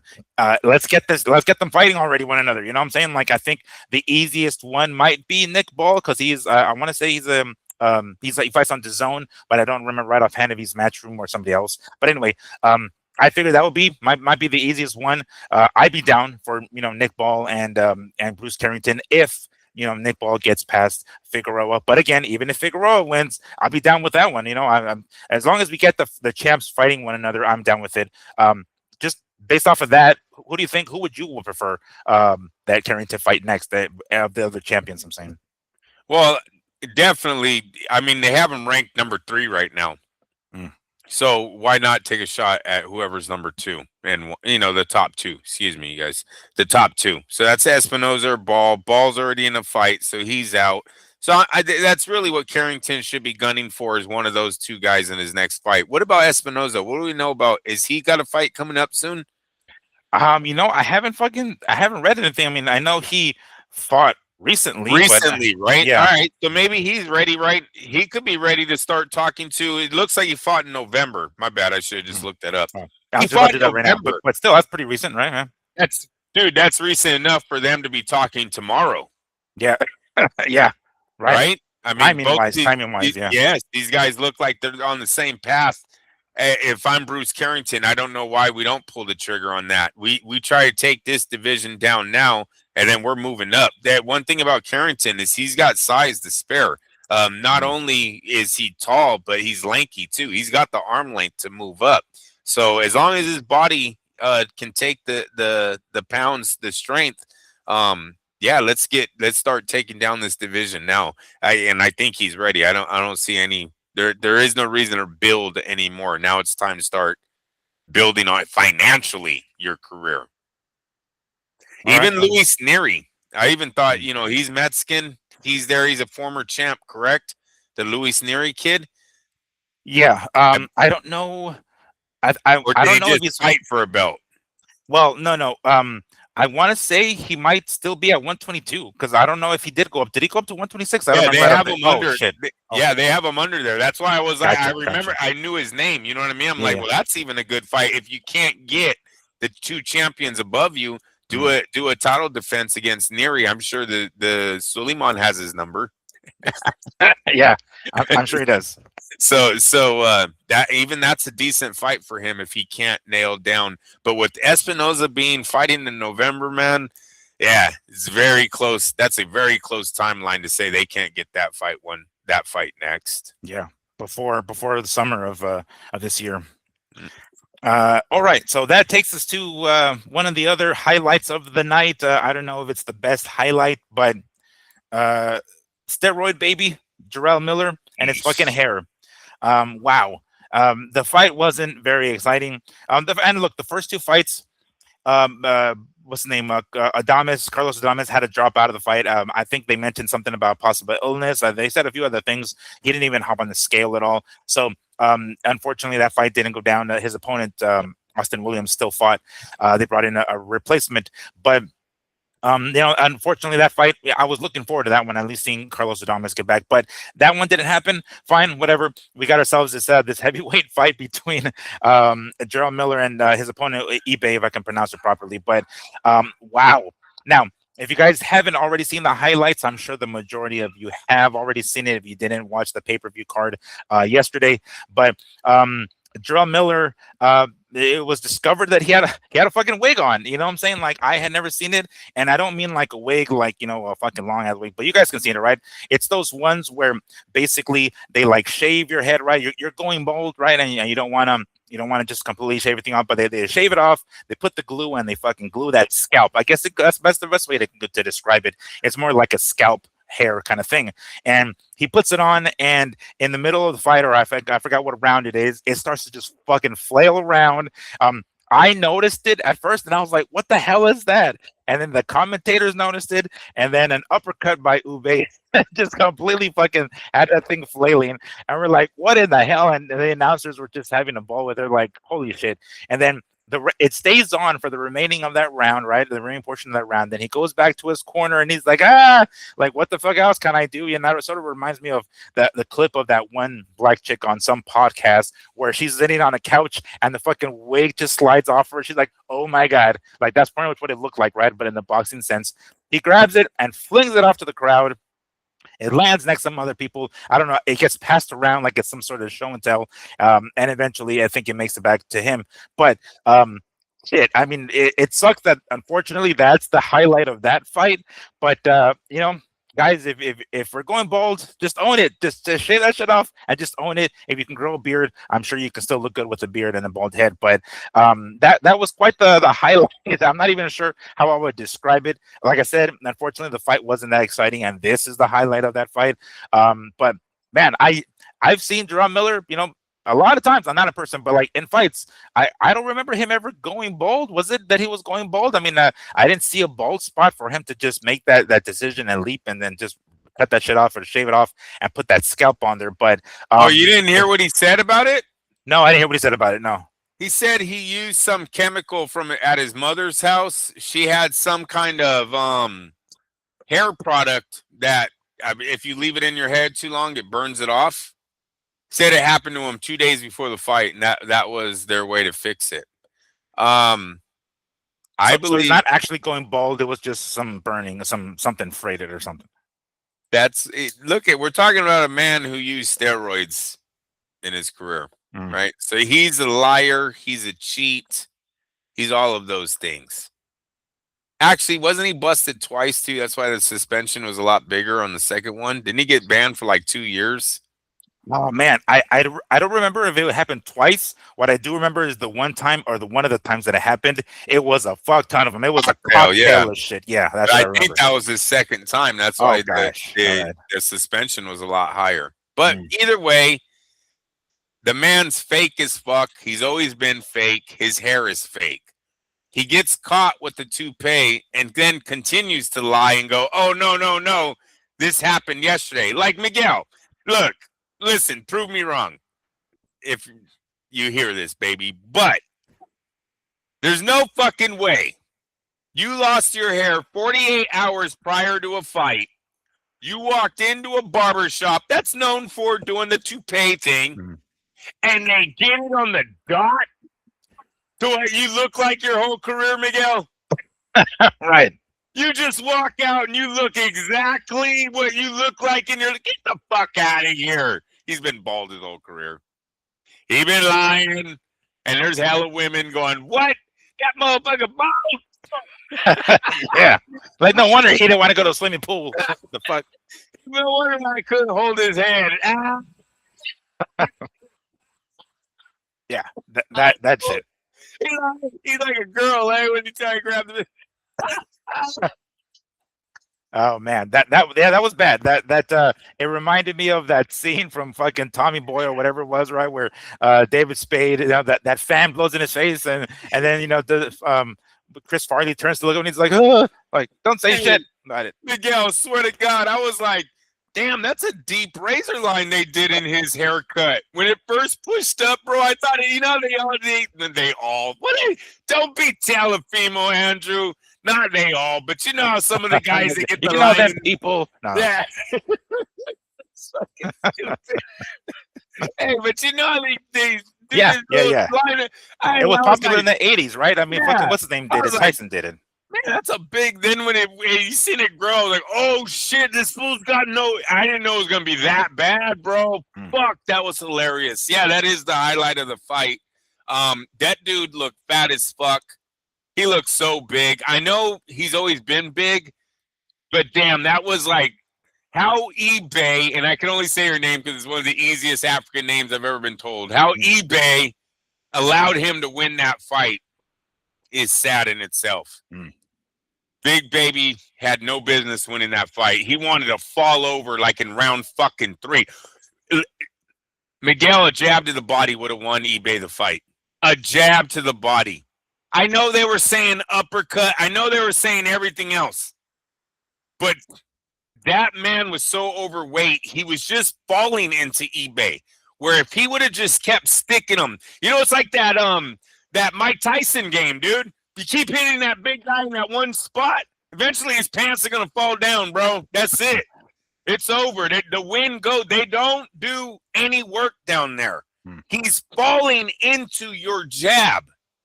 Oh, I was begging eBay. At first, I was like flipping back and forth. Whenever, I always go for underdogs when I don't have a horse in the race. Right. So yeah, dude, I was like, throw your fucking jab. He's fucking dead tired, like a big old slob. And then eBay wants to match his slobness. He's like, I'll be a slob too. Oh, it was pathetic. They were right on that one when they were like, the longer this goes, the worse it's gonna get. And they were absolutely right. As far as action goes, because that wig, that was it. That was the highlight, man. At that point, it almost didn't matter who the fuck won at that point. Now, whoever put it on is disgusting. There was there was no need to put it on your head. That was gross. And mind you, like, it didn't just come off from all the rubbing and punching. It was because of the sweat. There was sweat on that bitch, right? So that, on top of everything else, that residue that's on his fucking scalp, and which looked like blood too. But I'm not gonna. I'm just saying it was pretty gross that someone put that on their head right after. Yeah, that's a real possibility. We were joking about it over text. He's gonna be nicknamed the baby monk, or monk baby, because that's how monks do it, man. They have that like hair down here. They just shave that spot and that holy haircut. Miguel, that was my next question. Yes. Do you think that crown of hair was real, or was it just a crown of like fake glued hair that they do to outline it?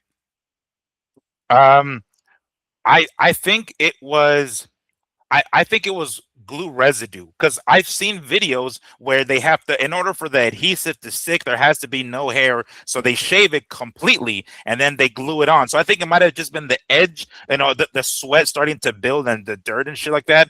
But that was, I think, glue. It wasn't hair. It was just the first part of the glue that started to like separate, and then that stayed on there. But I think it was just like whatever adhesive was used, in addition to like you mixing up with the sweat and the dirt and everything else.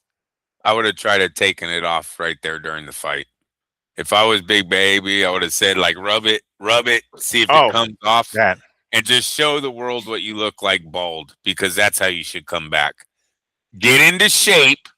Oh, all that talk about, oh, just gonna need to stay active. I hope. But man, what a waste, dude, to be able to fight at that level and to come in that out of shape to your fights. And you know Hopefully what? get that. They said when he weighed in that this is like one of the slimmest he's ever been as far as weight wise. They mentioned something about like his weight and not being as heavy as he's been in other times. It was like that. This is the slimmest. No shit. I didn't realize it was that much. But apparently, I think Chris Mannix was the one who said it. But He's yeah, lost muscle mass then, yeah, and he's gaining fat because he looked big in that. Remember, Big Baby used to look like at least he had the arms and yeah, yeah. somewhat of a chest. This was the first time he just looked huge, like a huge dude. And well, at least to me, obviously they're saying he's been fatter before or bigger, heavier before. Yeah, and he But was when he was off for a while, and he first came back, fought in Spain somewhere. He was huge. He's like, yes, this was a smaller version of him, but the motherfucker's still a big fat motherfucker. sad, yeah, sad. But all right, what do you think of the pay-per-view card overall? I mean, it's still, the first two fights unfortunately weren't all that great, but from the Carrington and Castro fight from beyond there, it was pretty fucking fun. What do you think about it? A+ for the pay-per-view card that people had to pay for. You watched 3 up-and-comers in this country, Mhm. headliners. You got to see knockouts. You got to see boxing at its finest. I always brag about the USA boxing circuit being the best. Those are 3 great examples of what I'm talking about. Shakur looking like he's ready to take over, and Keyshawn looking like he might be unbeatable in the next 2 to 3 years. We might be talking about him on the pound for pound ranking. So, number 1 on the pound for pound ranking. So, All right. and I'm very excited about the divisions. Yeah, these divisions Yes, are cracking, man. Yep. they sure are. On that note, the 154-pound class was cracking this weekend. Two maybe potential opponents in the Puerto Rico card, top rank Xander Zayas defeated Abbas Barao by split decision. It was a lot harder than I think a lot of people thought, and the even the crowd there. I saw the Spanish version, like the Spanish commentators, the Spanish link or feed, and there was this guy Ivan Calderon, who was a Puerto Rican boxer, very small, lightweight guy. I forget what weight class, like flyweight or something like that. But anyway, he's kind of a legend over there in Puerto Rico, and he was like, "Yeah, this is not the kind of fight that Xander should be fighting. Like he's getting hit a lot more than he should be." And this was a unification bout. He was putting his WBO belt on the line. If you guys remember, he was the mandatory for Fundora. And Fundora was at the time the unified champ. He had the WBO and WBC belt and decided to drop the WBO and let Xander have it pretty much instead of fighting him for what was potentially a bigger money fight with the rematch with Tim Tszyu, where he ultimately did win and kept his WBC belt. But the WBO belt went to Xander here, and then he unified it here with Barao with his WBA super welterweight championship. So it was a close fight, a lot closer than people probably thought. At the end, the guys were shaking hands. It looks like they were homies to begin with. That's the way they made it seem, at least. But holy hell, did they throw down? It was pretty fun. Before we hop into the Josh Kelly and Bakram fight, you saw some of the highlights of this fight here. What did you think from the highlights that you saw of Xander Zayas' performance? I don't know how good the level is that Zayas is at, but it did seem like it was a lot of the a lot of the same. Jab, right, left. Jab, right, left. Right, left. Right, left. Like, the offense, there wasn't a lot of it. It's good. Maybe he's powerful. Doesn't need it. All he needs is a left hook and a right hand. But as I was watching the highlights, and I'm like, all right, that was round 1. That was round 3. That's round 5. That's like, man, these are the same fucking highlight. Like, he just beat this guy down with 3 shots. So I'm gonna have to watch that on Zayas to make sure he's not too one-dimensional. You always want to grow. You don't want to get used to just knocking the guy out with the same 3 punches, because, kid, they're going to put people in front of you that you're going to be able to knock out. If you're the guy, that's what they're supposed to be doing. It's up to you and your trainer to grow, to try something new, to get a new offense, to look at that guy's offense and go, how can I counter this and land a shot of my own? I'm seeing a lot of pedal to the floor. I'm bringing it. It is what it is. I want to see a little bit more. I'll rewatch the fight, but yeah, as I watched the highlights, jab, right hand, left hook was like the only 3 things I seen. And it seemed like he got hit a lot more than he probably should have. Any one of those shots could have turned the lights off. Like, even early on, that right hand, it just seemed like it was connecting for Barao regularly. So much so that one judge actually had him winning. It was a split decision at the end. But, my dad tells me this all the time. He's like, he just doesn't convince me. He's a good fighter. He just doesn't. There's something there that I haven't gotten. And maybe my dad hasn't been able to put his finger on it. But he's just like, it just, compared to the other champions, I think he's like probably the weakest. And it sucks because he's in a position right now where he's the unified champ. I think other champions beat him, and yet he's the one that's got 2 belts. Holy fuck. But hey, you know what? They went to Puerto Rico. They put on a good fight. He called out a few people, right? They're like, hey, Oscar, talking about Oscar De La Hoya, like, you see, I sell tickets here, probably wanting some sort of fight to take place there, or I think he said like New York or something like that, right? But East Coast essentially is what he's trying to say. So hopefully we can get Xander in there against one of the other champions, another champion, because he's got 2 belts now, right? So he has a little bit more maybe bargaining power now that he's holding on to 2 belts. One of the other belts that was defended, or not defended, but on the line this weekend, Bakram Murtazaliyev. We can call him Bakram for short because that's just the easiest. No, that was very good though. You nailed that. That was a good laugh. I practiced. I'm like, how did the fucking Jimmy Lennon say it? Taking on Josh Kelly. Holy hell. Now, I mentioned this last week on last week's show. Bakram kind of seemed like there's this narrative around him that he's kind of the boogeyman, right? He knocks out Tim Tszyu when he's like, oh shit, he knocked him the fucking into next week. And it seemed as though maybe people weren't mentioning his name as much, trying to avoid him to some degree, sort of like, Matias. Or I thought, Subriel Matias is like, all right. And then in comes Dalton Smith and fucking knocks him out. I thought this one might have gone that direction. I thought, you know what? I kind of see that look, that same look, that boogeyman look that Bakram is getting, or that narrative around him. But he's going to fight Josh. And I told my pops, like, Josh Kelly, if he gets fucked up, if he gets hit, he's going to go down. He did it. He did go down. And as a matter of fact, they both did. But he was, for the most part, able to avoid the power, that left hook and the right hand of Bakram, and fucking took him to school, man. Holy shit. It was a majority decision. I think one judge did have it a draw 113, with the other 2 giving it to Josh Kelly.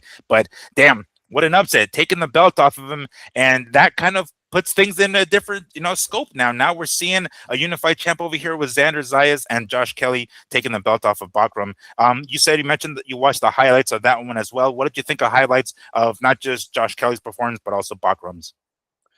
Bakram might have been way overrated. His biggest win to date was Tim Tszyu. It's really his only win.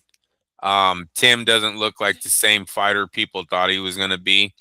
And Norberto Gonzalez went the distance with Bakram. If I would have known that, I wouldn't have thought too highly of this guy. You remember Norberto Gonzalez? Do you remember him? No, I'm trying to remember who that is. He was one of the dudes from the Contender, I believe, bro. He was one of those guys. Oh, no kidding. With Peter Manfredo and all them dudes. Yeah. These are middleweight. Yeah, it's even the same division. Yeah, because that Norberto. You can't really get that name. That name sticks with you. You know what I'm saying? Right. And yeah, I believe so I'm like, what? He went 10 rounds with that guy. And that was in 2018. Contender was a few years before that, you know. Wow. So maybe he was a little overrated. Maybe the Zoo fight got him a little bit more exposure than it should have. You know, decent fight. Look, Kelly started with his hands up. I was like, oh wow, a UK, the guy that's gonna box. All right. By rounds 3, his hands are down. He's wiggling his head. I'm like, ah, fuck it, Prince and the Seed all over again. But he pulled it off. He got there, right? Do I like his style? Hell no. You know, and you're not going to keep your hands down like that when you start facing the best of the 154-pound division. So yeah, it's a good win. Look, good tell story for him. You know, won the Olympics 10 years ago or some shit like that. Freaking now gets his first world title. So that was pretty cool. That was a good ending. Not a good ending, I would say, but if it is, I mean, if he doesn't do anything from here on out, what an end to his career. You know, he finally got that belt around him. And at the time, yes, what's his name? Bakram. Bakram, excuse me. He is the boogeyman, right? So at least he could tell his grandkids that, right? Look, he's undefeated. He's just done this. So that's a good story for him. Yeah, and coming in at plus 280, maybe that's the money where I should put my money on fucking Joshua Kelly. Oh shit! I was looking it up and I was like, oh shit, I see it on the same sheet as the fucking Teofimo and Shakur, and I'm like, wow. Hey Miguel, we said the inactivity of Bakram. Yeah, that's true. Yeah, right. Yeah. Man, I don't know. Well, but anyway, that was a great performance by Joshua Kelly. So taking a look at the 2 winners of that stacked weight class, if we were to put Xander in there against Josh Kelly, you know, Josh Kelly was able to get out of the way of the shots. Bakram is a little bit of a slower fighter than Xander, so I don't think Josh Kelly will be able to get out of the way the same way out of the shots. I'm saying, but for Xander, he gets hit. He's there to be hit. So that one's a tough one, but I might just right now, base it off of their most recent performances, I think Joshua can get away with the decision there. I think he can beat Xander if they were to match him up. I'm not sure if they will, of course, but based off of what you've seen and the highlights, I mean, I know you're going to go back and do a deeper dive on each one of their most recent fights, but just based off of their highlights, if they were to pair up Joshua Kelly and I'm losing my fucking train of thought here. And Zayas. Yeah. Who do you think will take you there? I'm gonna say home field advantage plays a big part in that fight. Okay. Yeah, they both have that style that was gonna go to the points, and if I'm in the UK, I'm real nervous on going up against Josh Kelly if I'm Zayas, and vice versa if I have to come to Puerto Rico. You know, it's funny that you mentioned that because they were in the UK. Josh got the nod, but one judge did actually give it to Bakram for Miguel. Zayas. Hold on. For Zayas fought in Puerto Rico, and one judge there had it a draw. So I don't know. That's kind of on the fence, I'd say. Did you see how much Kelly's running at the end of that fight? Hell yeah! After he dropped him, even after he dropped Bakram, he's like, I'm just gonna circle. He didn't even do shit else. He's like, all right, cool. I got the round 1. I'm not even gonna try to take him out. Or I mean, it was more of a balance shot than anything. It wasn't like Bakram was hurt. But as soon as he dropped him, and it's like, all right, time to run this whole fucking round. Yeah, and he ran the whole 12th round. I mean, like, I've never seen a challenger act like he's the champion and then win the title. I was like, I'm just saying, home field advantage would play in that fight.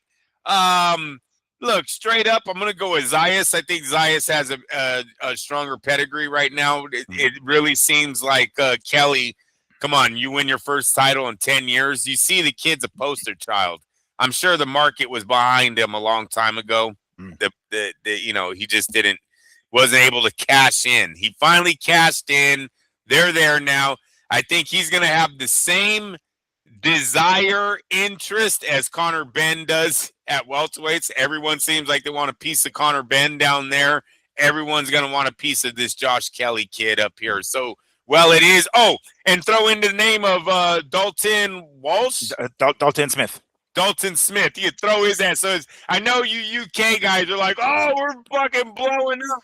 Believe me, that could get flamed out real fast here with the right matchmaking. You know what I'm saying? Yeah. I like your little rise, but know your place. Know your place. You know what? Speaking of Rise, Matchroom, I think, is like they get, this fucking victory here with Josh Kelly. Dalton Smith ends up coming away with the victory. Shakur, Matchroom over Top Rank, if I'm not mistaken. Yep. He's still there, right? And then let's see where there was another one I was coming up here. I was trying to, yeah, Ortiz, yeah, exactly, and Boots. I mean, that depends how things work out there, but wow, just like that, it's like fuck. Matchroom is coming out with all these bangers, and winning. Their guy is winning. So anyway, I just thought that was a funny comparison there. All right, so let's see here. Oh yeah, so this is another one. Oh, before we move on to the next one, was there anything else you want to add on to this one before we move on to the next topic? Excellent starting. It's not even pay-per-view. What is the word? Excellent start to DAZN's coming out year, right? This is the year DAZN's going to come out hard with Turkey as their financer, their guy putting together all these fights. I liked day one. All right. So on that note, DAZN, it looks like Oscar De La Hoya and Golden Boy, it will well, maybe they'll do one shot deals here and there, but by and large they've jump ship to Swerve TV. I've never heard of them, but let me go ahead and pull up this the fucking Instagram post here that I had seen previously. Where are we at here? Okay, so they're going to be moving their video library and their TV deal, TV rights to Swerve TV, which is another. I guess they had like some sort of description for it, like an acronym.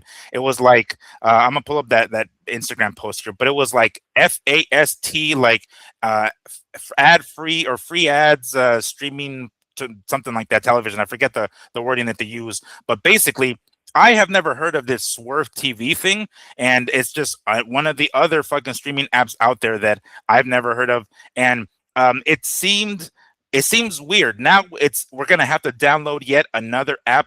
It looks like it's free, so there isn't anything additionally here. I pulled it up real quick. It says Swerve TV strikes a multi-year partnership with Golden Boy Promotions to expand their premium boxing content. So this is what the newsletter says. Swerve TV, the Los Angeles-based, here we go, free ad-supported streaming television, so FAST, F-A-S-T, provider, today, and this was a few days ago, announced a multi-year partnership with Golden Boy Promotions, the world-renowned boxing promotional company, to deliver a robust slate of boxing content to audiences nationwide. The agreement provides Swerve TV with access to Golden Boy's unparalleled library of classic fights, featuring iconic bouts between Oscar De La Hoya, Floyd Mayweather, Canelo Alvarez, yada, yada, yada, including Virgil Ortiz and Ryan Garcia. So, all right, it looks like we did hear a few months back that it looked as though Oscar was not going to continue his partnership with DAZN, and is going to take his ball and go home and play elsewhere. Now, that doesn't mean that we won't get a Virgil Ortiz and Boots Ennis fight. It just means it might be a little bit harder to do so because now there's another network here involved to some degree. So, Andrew, have you ever heard of Swerve TV or are familiar to this to any fucking degree? No, I haven't. But it seems like it's a brand new station that has what they're saying is 20 million viewers as of last year. It seems like they are big in women's sports. So they're tapping into combats. Yeah, no. Okay. 20 million viewers. You can see if that's real or not, but that's an audience. Okay. Right. So we'll see how this one goes, but I can't knock it until I see what it's about. It's saying that it has 2,000 stations and that it's grown in 1 year 215% to 20 million viewers last year. And it did say that it's a Los Angeles-based ad, so I guess there's where their headquarters are at. I mean, there's where Golden Boy's headquarters are at. So I guess trying to give business to local streaming services, I guess in this case Swerve Combat or Swerve TV. I had never heard of it, but I mean, I'll look for it now. Especially if it is free. I mean, of course, it's not an additional subscription that I have to tack on to anything else. But I'll have to look for it because I've never heard of it, and it just seemed kind of out of nowhere. Though it wasn't one of the top ones. This is. You mentioned that particular streaming service kind of specializes in women's sports. Is this one of those now Golden Boy is a big fish in a small pond kind of thing compared to DAZN? Now it's like they don't have to share necessarily the spotlight, or at least the boxing spotlight, with Matchroom or Queensberry or anybody like that. What do you think went wrong there? That he decided, or Oscar decided, to take Golden Boy away from DAZN and to this Swerve people? What went wrong there is he's losing probably star power, right? With Ryan Garcia almost ready to walk out of Golden Boy, who's really left at Golden Boy for him to sit down with the platform and go, all right, here's what I got? He doesn't have Felix, or what is it? What's the Rocha kid's name? Alexis Rocha. Alexis Rocha? Is that who he's going to bring? Because they try to make him a main event. We all know he's not a fucking main event, but here's Golden Boy parading him around like he's a main event on Golden Boy Promotions. Kind of shows you where they're at as a company. Now, one thing about Oscar is he can make nothing into something. Look at Ryan Garcia and look at Canelo. No knock on Canelo, who he is now. I'm talking about Canelo 20 fucking years ago. Go pull those articles of just being the redheaded kid with no amateur background, no nothing, right? Look at Ryan Garcia, just a fucking Cobra bag kid, no nothing. Look at Gilberto Ramirez. Look at Cepeda. All of these guys really came from nowhere, were all built up, all got their championship shots, all got their moments on main events. So he can get somebody there. We've seen Golden Boy is still signing talent, undefeated Latin talent, Mexican talent, right? So as long as he still has that little niche going for him, I expect him to hang around like Al Heyman. Every once in a while, you're going to see Golden Boy, boop, boop, boop, just popping up. But as far as him going out in this current stable and going, all right, Netflix, I demand $100 million a year for my stable. They're like, please, you're moving on. Like, go call Al and try to scrape together some pay-per-views about all you guys got left. You know what I mean? So that's where I am with Oscar as far as this deal. One thing I don't like about all these different platforms that we seem to be getting ourselves into again. So what happens when is Netflix and Paramount going to work together? What happens when Zuffa wants to cross the table and try to get the titles when all those fighters only fight on Netflix or fight on DAZN? Yeah, no, that's a good question, because here we are again.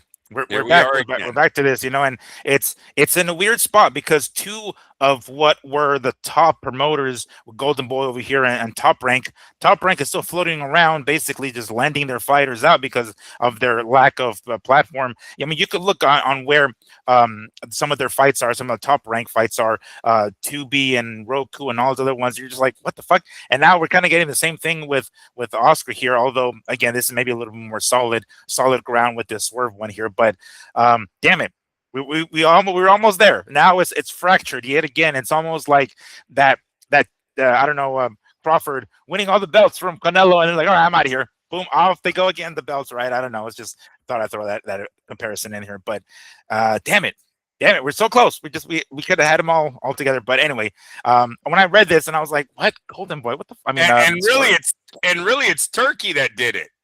Yeah. Why is Turkey giving fights to Paramount?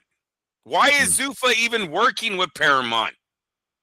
Zuffa should be on DAZN, or it should be on Netflix, or bring somehow these guys in their boardroom with that fucking blank check that they had, said, how can we get all of these guys on the same fucking network so we don't ever have to deal with, oh, well, my guy can't fight out of this TV contract and we're tied down to this. And Oh, you need to let us announce it. Remember when Showtime HBO even bitched about who got to announce the damn big fights? Yeah, They couldn't yeah. even come to get, bro. Like he had the money to make all of this work.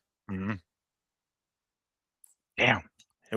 We're so close. We're so close. And if I remember correctly, I think that they were able to make Showtime and HBO were able to make it work with like half and half. It was weird. I'm trying to remember if it was Like Tyson and Lewis or if it was Mayweather and Pacquiao, where they had like Jimmy Lennon Jr. announcing one dude and then Michael Buffer announcing the other one or something like that because they had to reach each their channel. I remember that, you, but it you was weird. guys, let me give you an example of how far they're apart. And it's not even an example, it's facts.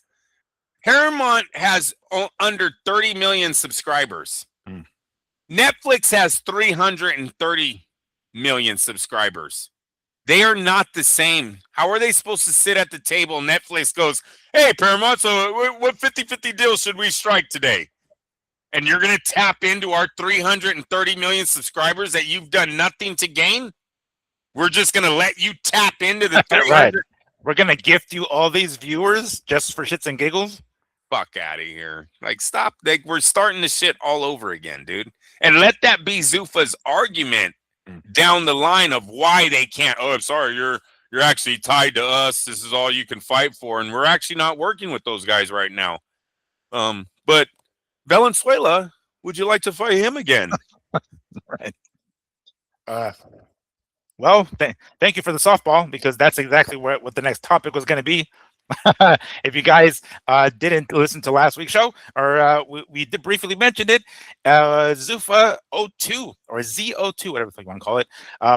Today, later this afternoon, around 2:30 p.m. Pacific Standard Time, we will get Zuffa Boxing's second boxing card that will be taking place at the Meta Apex, aka the UFC Apex, what we're familiar with, but main evented by one Jose Valenzuela taking on Diego Torres, lightweights going 10 rounds. Now, again, I remember what was his name? Valenzuela moving up to 140 and beating Pitbull Cruz for a belt there. So I don't know if their version of lightweight is 140. I don't know what. Again, I'm not sure what the weight classes are going to try to be yet. I have yet to see any sort of graph or anything that will allow us to believe anything differently. But when I see lightweight, I'm thinking 135, right? So that may be the case. Maybe Jose Valenzuela just moved back down to 135. But regardless, he's fighting Diego Torres on the same card. We're going to get Boachuk, if you guys remember him, an outstanding fight against Virgil Ortiz Jr. a couple of years back. He's going to be fighting on this card. And then I can never pronounce his name, but the other Ukrainian fighter who I think he's the one that defeated what's his name?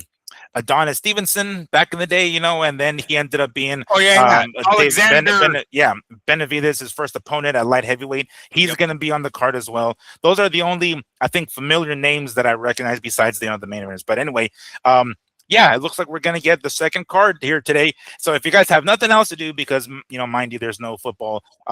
When's the Super Bowl? What date it is? Is it the next Sunday? Okay, next Sunday. So nothing else to watch, guys. If you happen to have the Paramount Plus app, because it's going to be on Paramount Plus or one of those fancy boxes, you might be able to catch it. I'm sure you can catch it on there. But if you have nothing else to do on a Sunday afternoon, tune into Paramount Plus and catch Zuffa's boxing, because we're gonna watch it. We're gonna see how it looks, and we're gonna talk about it on Wednesday to see if anything changes. Because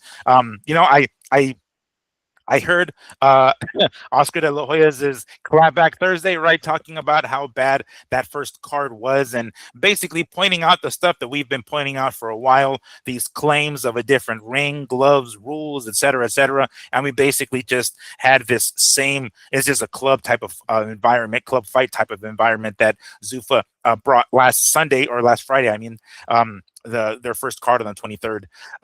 And Oscar De La Hoya went as far as to call, Zuffa kind of like the XFL, to boxing, to what was to the NFL. And I thought about that for a second. I was like, oh, okay, that's. I mean, he was doing it as a joke, right? I mean, that's how important the XFL was. But that was almost an insult to the XFL. because at least they did, bring some sort of innovation. You know what I'm saying? If you guys remember that one like zip line camera that goes from one end to the end field to the other, that was the XFL thing for a hot minute, and then the NFL eventually adapted it. So at least we saw something. Maybe it's too soon to tell, and we didn't see something, or there was something in that first broadcast that we didn't see. That maybe down the line is like, oh shit, the Zuffa boxing brought this on. We didn't see it back then, but I didn't see a fucking thing. So it's almost giving Zuffa boxing the first card too much credit, really, by calling them XFL, quite honestly. But hey, I'm going to tune in to watch because I love watching fights. So we'll see how that goes. But if you have anything else to do, Andrew, today, if you have nothing else to do, you're going to catch this card later today? Yeah, I'm definitely watching the card today. I'm on call, so I'm at home. Okay. Yeah, I'm at home as long as I don't get called out. And so, yes, I will be watching Zuffa episode 2. All right. So make sure to check your stations for that, Paramount Plus in particular. This weekend, we have some fights. As I mentioned earlier, Nick Ball against Brandon Figueroa was going to be taking place on the 7th, I believe it was. If I can pull up my calendar here right quick. That's going to be on DAZN from the UK. So that's really the only boxing that we're going to have, unless there's anything else that I haven't picked up on here. But anyway, I think that is going to wrap it up. I think that's pretty much all the things we wanted to talk about. Andrew, was there anything else that maybe you saw on your feed that I haven't seen on mine, or anything else you wanted to throw in here before we call it a show? I like that. That's hella dirty how they said Shakur whooped Teofimo so bad he started giving shots out to or apologizing for slavery. Yeah. I didn't see that, but I did hear him say that. It's like, all right, that kind of came out of nowhere. That's somebody was asked. He can't get more humble than that, huh? He took all that shit back. He's like, can I even take it back for the ancestors? Yeah. like no, Teofimo, you can't uneat that banana. You already ate that fucking banana food. You can't just go back and turn that shit away. Once it's out of the toothpaste tube, it's out, homie. You can't bring it back in. Yeah. So, all right, that's going to call it for us here today. Make sure to tune into Paramount Plus and catch yourself some Zuffa boxing later this afternoon. But we will be back on Wednesday talking about the card and any other information that comes out. If we get anything else, either from Gervonta Tank Davis, any new updates, or anything for that matter, we're going to be talking about it on Wednesday. So, for my co-host, Andrew, don't get it twisted, Lapache, I am Miguel Antonio Barragan, a.k.a. Fight Fiend Miggs, and this has been the Mad Boxing Show, or Mad Boxing for short. Thank you so much for listening one more time, and we will see you guys on Tuesday. Take care. Peace. Oh, sorry, Wednesday, my bad. Fuck, Wednesday. I'm going to twist it. Wednesday. See you guys.